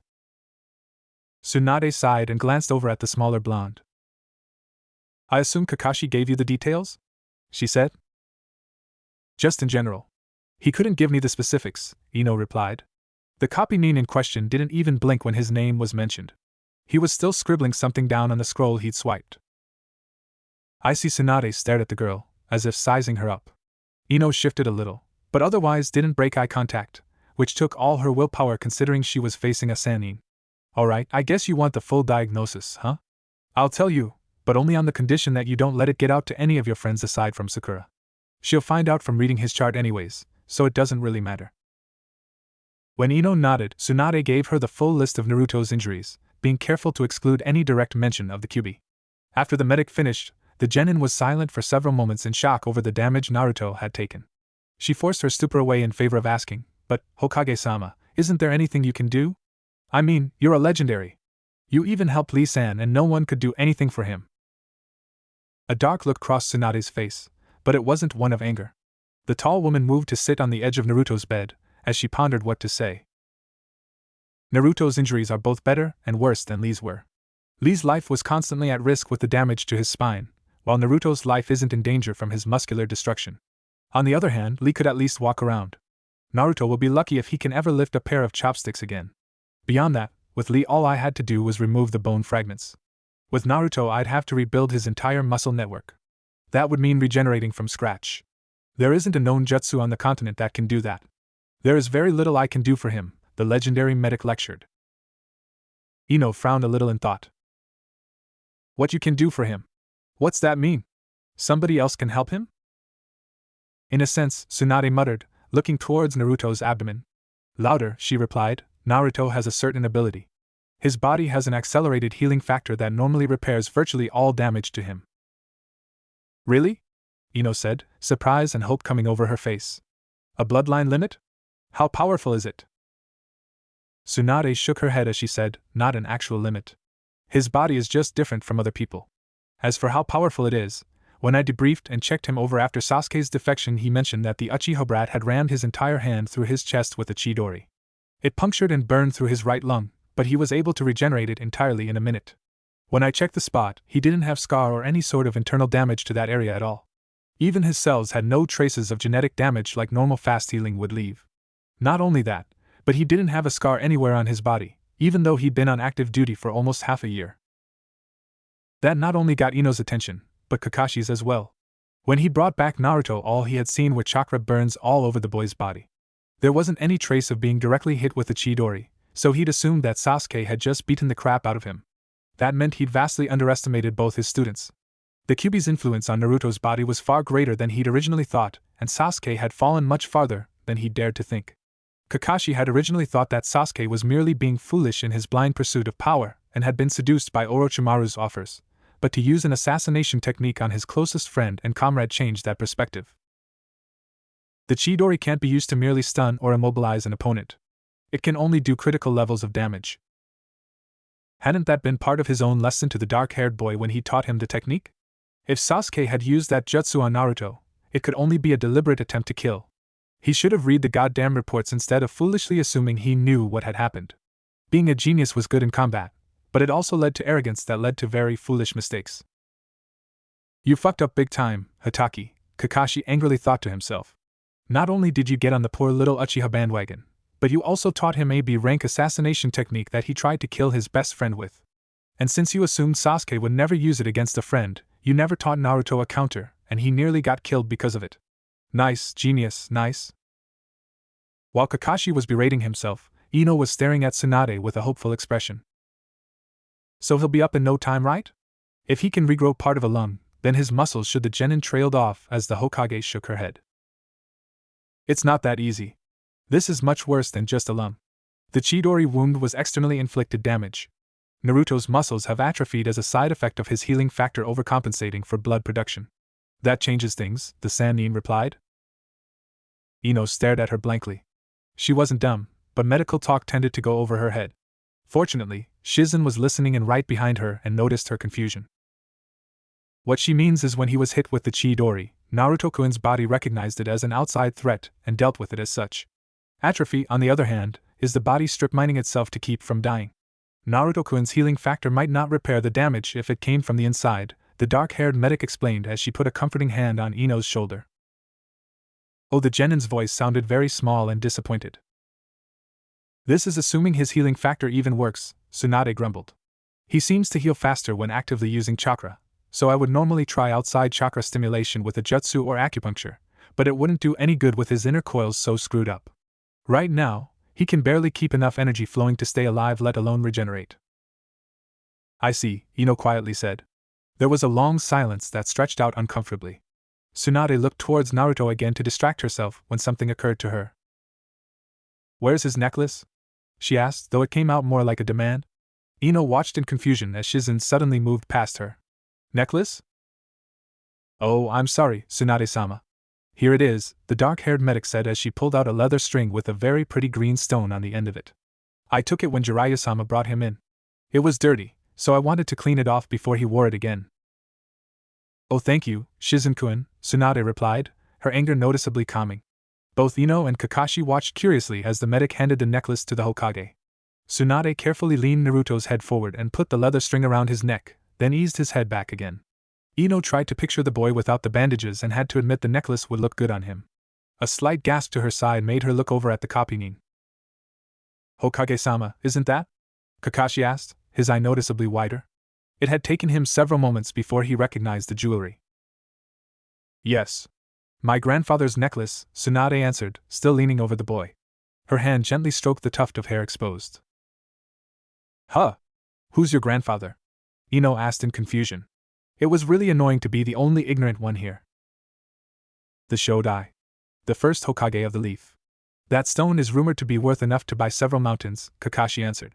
He gave the fifth a hard look. For you to give that to a genin. I made a bet with Naruto and I lost, Tsunade answered in a stiff voice. Her glare would have made Kakashi flinched if his body wasn't moving so sluggishly. Besides, it has absolutely nothing to do with you, Hataki-san. Mind your own business. After a tense moment of silence, Ino asked, what was the bet? It must have been something big. Tsunade turned away from the copy-nin and back to Naruto. For a long moment it seemed like she wouldn't answer. Ino was just about to apologize for being so forward, when the Sannin spoke. When Jiraiya and Naruto found Shizen and me on their trip to recruit me as the fifth, Naruto was a few days into learning a powerful move called Rasengan. We got into a fight, and he tried to use an imperfect version on me. Obviously it failed. I made a bet with him that he couldn't master it in a week. On the 7th day after that, we fought Orochimaru and one of his flunkies. Not only did Naruto pull off a completed version of the move, but he also did it while saving my life and defeated an elite Jounin-level ninja in the process. I gave the necklace to him afterwards, Tsunade said. A painful, dark look grew in her eyes. He certainly earned it. A week? Kakashi exclaimed, his voice choked with disbelief. Are you serious? How were you sure it was a perfect Rasengan? Tsunade gave the copy ninja a wicked grin that made the Jounin's insides squirm unpleasantly. It worked on Kabuto just fine, she smirked, knowing Kakashi himself had a couple rough encounters with the Sannin before. Kabuto? The Jounin's eye widened even further. Naruto had beaten Kabuto. Yes, though I'm sorry to say he survived barely, the Hokage answered. He was able to use chakra to buffer some of the initial impact. It still threw him 40 feet into a boulder, and even his medical jutsu couldn't entirely heal the damage the Rasengan did to his body. I figured nearly killing a ninja of your caliber meant the move was mastered. Looks like you made the same mistake as old Sarutobi. Kakashi's head lowered and he stared into his scroll-covered lap. Naruto had mastered the Rasengan in a week? Damn, he hadn't even thought to ask Jiraiya-sama about it. Then again, he seemed to have done a lot of not thinking since Team 7 formed. For a genius, he was sloppy. He'd assumed Sasuke was just like him, with the Sharingan and being brilliant at combat. It had taken Sasuke only a day to learn the Chidori, but that wasn't really an accurate measurement. Kakashi had made the seals, powered up the jutsu, and shattered a boulder with it while Sasuke copied his every move with the Sharingan. Naruto couldn't copy jutsu. Even if he could, the Rasengan itself couldn't be copied. It had no seals and there was a specific training process that had to be completed before it could be used. One had to work hard to learn it. Even Jiraiya-sama had needed several weeks to learn it from his own student. For Naruto to have mastered such a powerful and difficult technique in a week and to have beaten a ninja arguably as strong as the copy ninja himself spoke volumes about the boy's potential. Potential Kakashi had ignored in favor of his other student. Tsunade's words hit home, though the copy ninja gave no external reaction. He had blatantly favored Sasuke over Naruto during the exams, even if he had tried to get him a different tutor. What's worse, he had the gall to criticize Jiraiya because he had taught the boy a move that was stronger than Sasuke's. Sarutobi had made a similar line of mistakes when he'd favored Orochimaru over Jiraiya, just because the snake Sannin had better natural talent than the frog Sannin. Kakashi had repeated that error, even after Sasuke was infected with a seal designed to make someone even more power-hungry. The copy-nin let his head droop some more. He hadn't even apologized for it either. Hell, he'd barely talked to Naruto since the Chunin exams. He should have taught both of them equally. Actually, to be fair, he should have taught the three of them equally. He had foisted Naruto off on someone else, and he'd ignored Sakura entirely. No wonder the two of them had gone off and found other teachers. And Sasuke had taken everything he thought would be useful from the copy ninja, then left to find someone else to give him more power. Looking back on it, Kakashi wondered how he missed the fact that Sasuke was a selfish brat. Or more accurately, why he'd ignored that fact. Of move is it? Ino's curious voice dragged Kakashi from his thoughts. Well, you'd have to ask Jiraiya if you want to know the exact details, but I can tell you it's deadly. Very deadly, Tsunade answered. The Yondaime spent 3 years creating it, and the effort shows. The Rasengan can be used in several different ways, but its main function is to rip through anyone and anything. It does little surface damage, but internally it shreds and twists like no other jutsu. Only 3 people have ever learned it, and one of them is dead. Wow, Ino said. She'd been right before when she'd assessed the other genin's caliber. Naruto didn't know many moves, but the ones he did know were jaw-dropping. Maybe he could show it to her when he woke up. What rank is it? A rank, Tsunade and Kakashi responded at the same time. Ino raised an eyebrow, both at the rank and the stereo effect. So why did Jiraiya-sama teach him the force technique? The genin asked. Tsunade's expression darkened again. I don't know, but probably because Naruto looks like him. Jiraiya taught the Yondaime, so seeing someone with a strong resemblance to him might have inspired him to do it, the Hokage answered. There was another reason, but not even Jiraiya was certain about it. The records around the time of the Kyuubi's assault were sketchy, and it would take a great deal of investigation to know for sure. That was time and effort neither of them had to spare. Still, if it was true. Well, it's a nice necklace, Ino said, running out of stuff to say. She didn't know Tsunade on any level, so it was hard to come up with something to talk about. It is, the Godaime's tone was little more than a whisper. I'm just glad it serves him like it does me, instead of. Shizen flinched at that. No one said anything for a long minute as Tsunade shifted her position further up on the bed so she could look at Naruto's face. Her expression held the look of old pain that had never healed. She slowly reached a hand out and rested it on the boy's bandaged forehead. Could you leave us alone for a while? Tsunade quietly asked. There was a hint of command in her voice. Ino blinked. What was going on? Sure, Hokage-sama, Kakashi said as he grabbed his crutches and limped out the door. Shizen gently ushered Ino out of the room and closed the door behind her. The last thing the genin saw before it shut was Tsunade leaning over to press her lips to Naruto's bandaged forehead as tears streaked down her face. What's that all about? Ino asked. Shizen sighed and motioned her to move away from the door. They found Kakashi seated on one of the wall benches a few rooms down. As the genin sat down next to him, she noticed he was looking over the scroll again. How he managed to get it out of the room unrolled, and with both hands occupied without crumpling it was a mystery. Shizen glanced up and down the hall to make sure there were no eavesdroppers before she began speaking. That stone has a dark history to it, the medic began. Ino and Kakashi looked up, both curious about Tsunade's odd reaction. You see, it's only served Tsunade-sama. Everyone else who's ever worn it has died soon afterwards. Supposedly, even the first and the second were wearing it when they were killed. Tsunade-sama gave it to her little brother, and he was brutally murdered by an enemy Nin the next day. Later on she gave it to her first love and he died only a few days after on a mission. The only other person the stone hasn't harmed is Naruto-kun. Ino said. What the hell do you say to that? Even Kakashi's eye drifted to the floor. Then again, he used to be an ANBU captain, so he knew firsthand what it was like to lose someone close to him. Speaking of closeness. Not to pry or anything, but what was with? Ino trailed off, not really sure how to voice her question. You mean why Tsunade-sama is so close to Naruto-kun? Shizen replied, a bit of life coming back to her face. Well, I've never seen any pictures, but she told me once that Naruto-kun looks almost exactly like her brother. Even more than that, both her brother and her boyfriend dreamed of becoming a Hokage, and I'm sure you know Naruto-kun has the same goal. It gives Tsunade something to hold on to, I think. She's been much happier ever since meeting him. Oh, I see, Ino said. And Naruto? Sakura told me once he called the fifth a hag to her face. Shizen laughed a little, that's just the way the two of them are. They yell and fight constantly, but I think that's how they like it. Naruto-kun has never had any family his whole life. Tsunade-sama fills the role for him like he does for her. They were both very lonely people and having a family means a great deal to them, even if it isn't one of blood. Besides, after saving each other's lives it would be kind of hard not to grow closer. I've seen the Hokage punch Naruto through the floor before. Literally. If they're family, then they're constantly attempting fratricide on each other, Kakashi commented dryly. Shizen just shrugged, a small smile on her face. Even if the two nearly gave her a heart attack every time they fought, it was still kind of cute to watch. Well, we should probably leave her alone for a while. When she gets like this, it's just best not to disturb her. Naruto-kun's close call probably drug up a bunch of old memories on top of scaring her to death, the medic said, her face losing its cheer. The other two nodded, Kakashi going back to the scroll immediately. His interest finally caught Shizen's attention and she curiously asked, Hataki-san? What's that you have? Ino nearly choked. It was bad enough the stinking copy ninja was vandalizing her stuff, she didn't want the Hokage's assistant poking through it too. Who knew if there was some sort of law about bloodlines or something? Kakashi might not give a shit, but Shizen looked like she took rules seriously.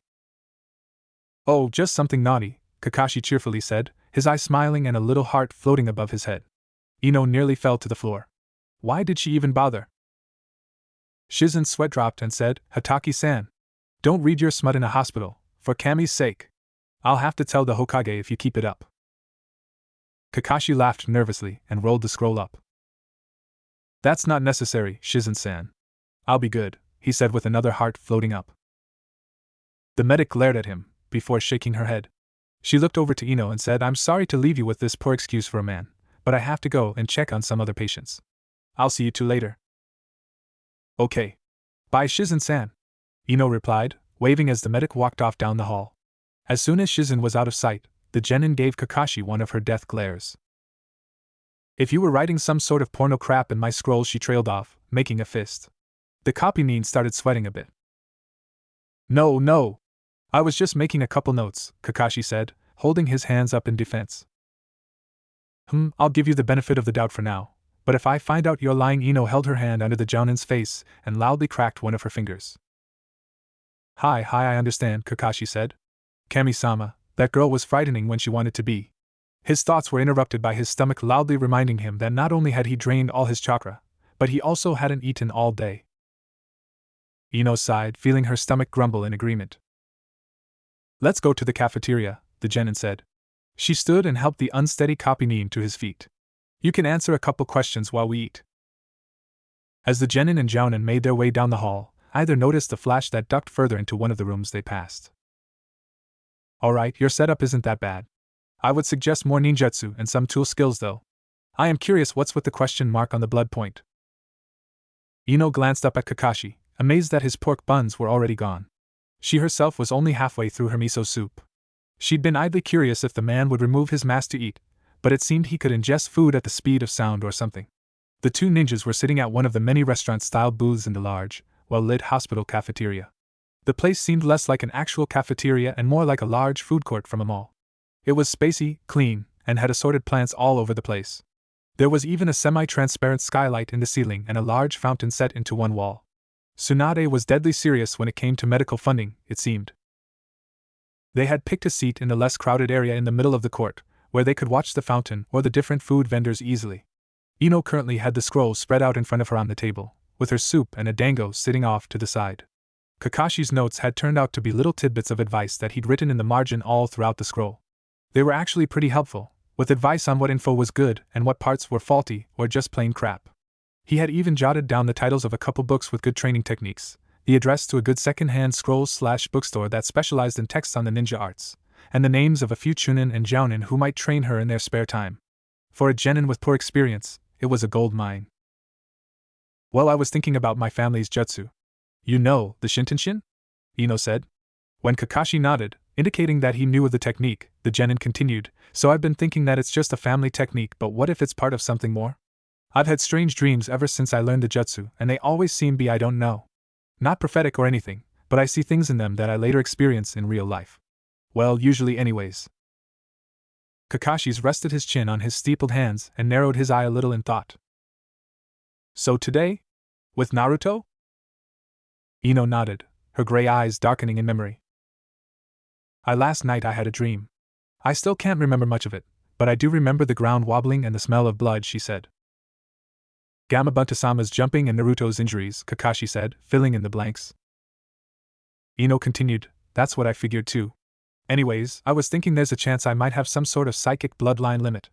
At least, that's what I hope. In all honesty, I'd settle for a bloodline period, whatever it might be. I was wondering if you knew how to awaken a limit, seeing as you have a Sharingan and all. If you don't, or if I don't have one, I was wondering if it's possible to create one. Kakashi allowed his eye to close as he thought out an appropriate response. Not sensing the silence to be uncomfortable, Ino grabbed her dango and took a bite out of it while looking over the notes in her scroll again. There was a comfortable buzz of conversation in the air as assorted medics, patients, and visitors walked about the cafeteria looking for an early dinner. Kakashi's eye finally opened and focused on the girl in front of him. He took in the sight of a slim, pretty blonde who looked more like someone who spent their days at the mall than someone who spent their days figuring out how to kill more efficiently. Ino was calmly munching away, nodding her head in agreement to something she was reading.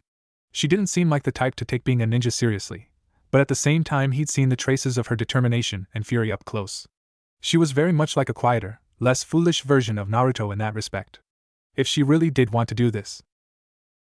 Why do you want the bloodline limit so badly? For that matter, why all this? The copy ninja asked as he gestured to the scroll on the table. Is it to pass the Chunin exam? To beat Sakura? To prove yourself to a boy? Why? Ino set what was left of her dango aside and narrowed her eyes at the jounin. The long and short of it? I'm weak. I'm at the bottom of the pole compared to the rest of the ninjas my age, and while I graduated near the top, everyone else has exceeded me. I've got one special move and that barely works unless it's used with the Nara family jutsu. Teamwork is important, but so is being able to stand on your own 2 feet. I want to get better and stronger. More than that, I want my own niche and place to fit in. This, she said, pointing at the scroll, will hopefully be a start to that. A bloodline would be a powerful asset and would give me a specialty that could be useful. Even without a limit, maybe with some advanced training I'll be able to at least catch up to my friends while I'm looking for a unique style of my own. Ino trailed off and watched Kakashi for his reaction. For a long moment he didn't even blink, but a pleased glint seemed to appear in his eye after a while. Not a bad argument. Could be better, the copy nin casually dodged as Ino chucked a wadded-up napkin at him, but a good start either way. I do have some knowledge on bloodline limits that'll help you, but more than that, I think you need to spend some time researching exactly what you want in a fighting style. Kakashi reached out and tapped the pentagon on the scroll and said, like I said earlier, this is not a bad idea. It needs fine-tuning and you shouldn't force yourself to stick to it if you aren't going anywhere, but it's got potential. You understand enough about genjutsu to know that you can't overdepend on it. You do need some taijutsu training, but with your build it would probably be better to learn more ninjutsu. I'd say the focus on tai is fine, but mark the nin point up a little more and fill at least a quarter of the tool's point. You'll still need to know how to throw a kunai and what the odd object your opponent just pulled out is. I left it blank because I didn't want to overdepend on it like Ino started, but was cut off when Kakashi interrupted, like Kiba does. Yes, I'm surprised Kurenai-chan allowed him to do that. A tool is supposed to play a supporting role, not a necessary part of the fighting style. Anyways, you should still have some knowledge in that field. I suggest getting a few weapon and tool books to study. A few scrolls on traps would be helpful too, so you can at least identify them. For taijutsu, try to get one of your friends to tutor you in it. I'd suggest Likuin. He's almost as weird as his teacher, but he's powerful as hell. No one knows more taijutsu in Konoha than Mado Guy, and that shows in his student. Likuin's been training under him for only 2.5 years and he went from dropout to near jounin levels in that time. Just don't let them talk you into wearing one of those god-awful spandex suits, okay? I'd rather melt my eyeballs out with lie than be seen in something like that, Ino deadpanned in a perfectly serious voice. Kakashi replied in an equally serious tone, good. Anyways, the jounin continued. As far as genjutsu goes, I'd say buy a bunch of scrolls and books on it, and mark all the jutsu you want to learn. Then take them to a genjutsu specialist, and have them train you in it or tell you if you're looking at the wrong skills. On top of that, regularly do exercises that build stamina and chakra control. Don't expect miracles for your chakra reserves, but definitely plan on perfecting your control. Genjutsu doesn't rely on control as heavily as medical jutsu does, but it's far more important than having a lot of raw chakra. Ino had pulled out a normal pen she'd scrounged up from somewhere and was scribbling down additional notes as Kakashi talked. Most of what he was telling her he had already written on the scroll, but it was still helpful to have it in her own words. Got it. So what about ninjutsu? She asked. At that, Kakashi frowned and scratched his chin. Ironically, the best person to tutor your ninjutsu would be Naruto, he said. Ino dropped her pen in surprise. Really? You're serious? She asked. Kakashi nodded and continued, you see, I'm setting this up so your trainers match how far you want to go in a particular field. You want to specialize in genjutsu so you'll need a jounin to teach you, while your comrades will be able to improve your ninjutsu and taijutsu, and tools you only need to review. Now, of your comrades the people with the best skills in pure ninjutsu would either be Naruto or Sasuke, if he had it left. Everyone else is specialized in some other area or has their ninjutsu tied up to their bloodline or family jutsu. Naruto doesn't know many ninjutsu, but he learns them fast and is a total stamina freak. If you wanted someone to help you learn a ninjutsu skill, those are the best qualities in a tutor. Besides, who knows what kind of skills Jiraiya-sama has taught him since they left? Ino nodded slowly. I get it. But he's totally laid up right now. Who'll teach me in the meantime? Kakashi's eye turned into an upside-down U. Ino shook her head in disbelief. You. Well, I can't spare too much time since the Hokage always has me on missions, but I have more free time now that I don't have a team anymore. Most weekends I'm here in Konoha so we can go over some jutsu and training exercises if you want. Although, you might want to get a Sumazoke first, the copy ninja said, leaning back in his seat. Pfft, Ino rolled her eyes at that one. Asuma-sensei's a good fighter, but he barely trains us at all. He spends most of his time playing old man games with Shikamaru and tells us to train on our own. I've been yelling at him for years to take us more seriously. He'll agree just to get away from my nagging. Kakashi nodded. Good. We can meet up this Saturday at the Memorial Training Ground and I can look over your progress so far. Ino put a finger to her chin in thought and asked, Why are you willing to train me? We've met like 3 times before. Not that I don't appreciate the gesture, but I'm curious. Kakashi stared down at the genin's unfinished soup for several long moments before saying, I fucked up. Ino blinked. That wasn't what she was expecting. Excuse me? The copy-nin met her gray eyes with his obsidian gaze. With my team. I screwed up. The girl thought about it for a long moment before realizing Sasuke. To her surprise, Kakashi shook his head. Not just him. I messed up just as bad with Naruto. And Sakura to a lesser degree. Ino asked, How so? I mean, Sasuke turned traitor, but none of us really saw it coming. And both Naruto and Sakura turned out great. Under other sensei, Kakashi replied. He crossed his arms and looked down at the table. While I gave general training to them all, I focused much more on Sasuke. I made the mistake of just looking at who they were on the outside. Externally, Sasuke was a genius, Sakura was weak, and Naruto was a fool. But I didn't follow my own teachings. My first lesson to them was look underneath the underneath. If I had bothered to look, I would have seen that Sasuke was power-obsessed and riding a vengeance kick, Sakura had excellent chakra control and medical potential, and Naruto. As Kakashi's eye closed, Ino filled in the blank. Naruto is potential incarnate. The copy ninja gave a painful nod and continued, At the time all I could see was a genius and 2 extras, despite Naruto and Sakura's great progress. I actually bragged once that Sasuke was just like me. I even told off that sand kid for assuming he knew what Sasuke was really like even as I was making the same mistake. It figures I'd be proven wrong by a lunatic. But I didn't realize it then, so I kept training him and teaching him as much advanced jutsu as I knew. I even taught him the only technique I ever created. Ino looked a little confused as she asked, That's it? I mean that bad considering he turned traitor, but... Kakashi shook his head and said, No, I don't mean I just trained him. I favored him over Naruto blatantly. The blonde's eyes narrowed as she said, Define blatant. The Jounin sighed and rubbed his eye. As in he asked me immediately after the Chunin preliminaries for help in the upcoming tournament, and I flat out told him no, that I was going to train Sasuke instead. Ino raised an eyebrow and crossed her arms as she said, I have to say Hataki, when you fuck up, you do it big. Kakashi winced a little at the sharp tone. It sucked being in a guilt trip, but it sucked even worse when someone else agreed with your reasoning. Yeah, I tried to get him another tutor, but... He wanted his own sensei to teach him. He saw it as being tossed aside for the umpteenth time for the great Uchiha Sasuke, this time by his own teacher who he'd worked hard to impress. Then he went off on his own and by luck stumbled across a better, stronger teacher. And now it burns you that not only did you basically tell him that he wasn't worth the time to train because Sasuke was better than him, and would beat him anyways, he bounced back and now he's someone else's star pupil and you can't take any credit for it. Am I right? Ino calmly stated in her calm, yet razor-sharp voice. Disturbingly correct. Are you sure you're not psychic yet? Kakashi jested, trying to cover his guilt with a bit of humor. The guilt in his eye gave him away though. And now you want to make that up a little bit by properly teaching someone else? The sharp blonde continued. Kakashi could only nod. Humph. And everyone said he was the idiot of Team 7. Did you even apologize to him about it or congratulate him on beating Niji, and that sand freak and this Kabuko guy or whatever his name is? Ino asked. The copy grimaced under his mask and shook his head no to all the above.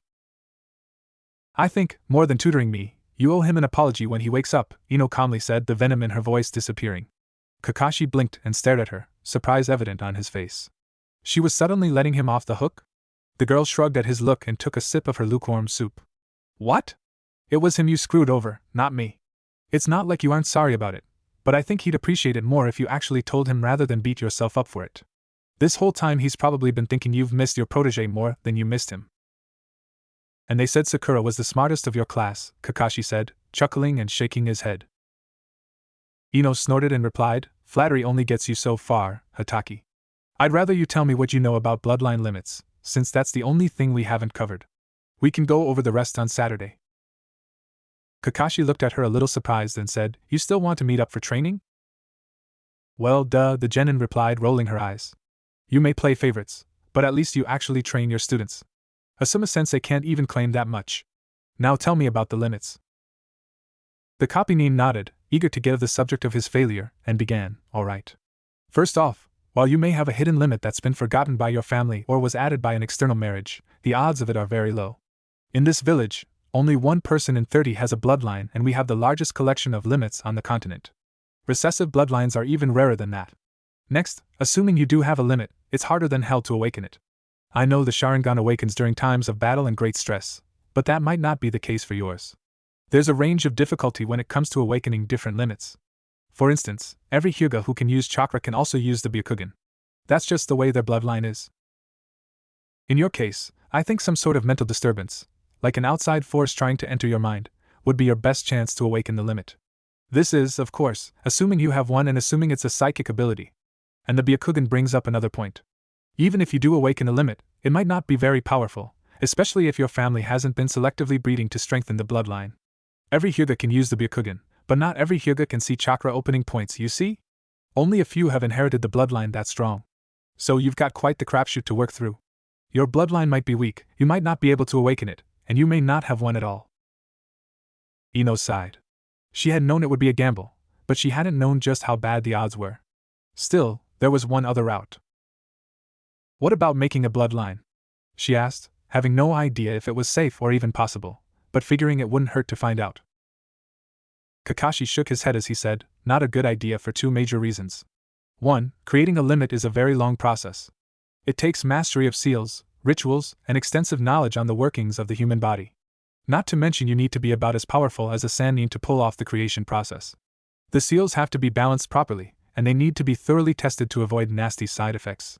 The rituals themselves are deadly, and even masters get themselves and everyone involved killed half the time because of a tiny error. You also pay a high price for making the limit. The bloodline wouldn't go to you, but to your children. In return for your descendants bearing the limit, your ability to use chakra is virtually destroyed. To get a limit you either have to be born with it, or have it sealed into you the day you are born. That's the first reason. And the second?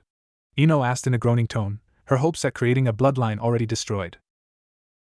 The second reason is no one knows how to make them anymore, Kakashi said with a cheerful eye smile. The genin rolled her eyes at the man's mood swings. The jounin ignored the not-so-subtle jibe and kept talking. The only place that information is kept would be in an old clan's scroll vault, or in the scroll of forbidden seals that only the Hokage has access to. Either way, the knowledge is pretty much gone in the leaf. There may be other hidden villages that still actively practice bloodline creation, but not here. We've never really practiced limit creation, actually. When our village was founded, Shodai-sama had an open-door policy to any and all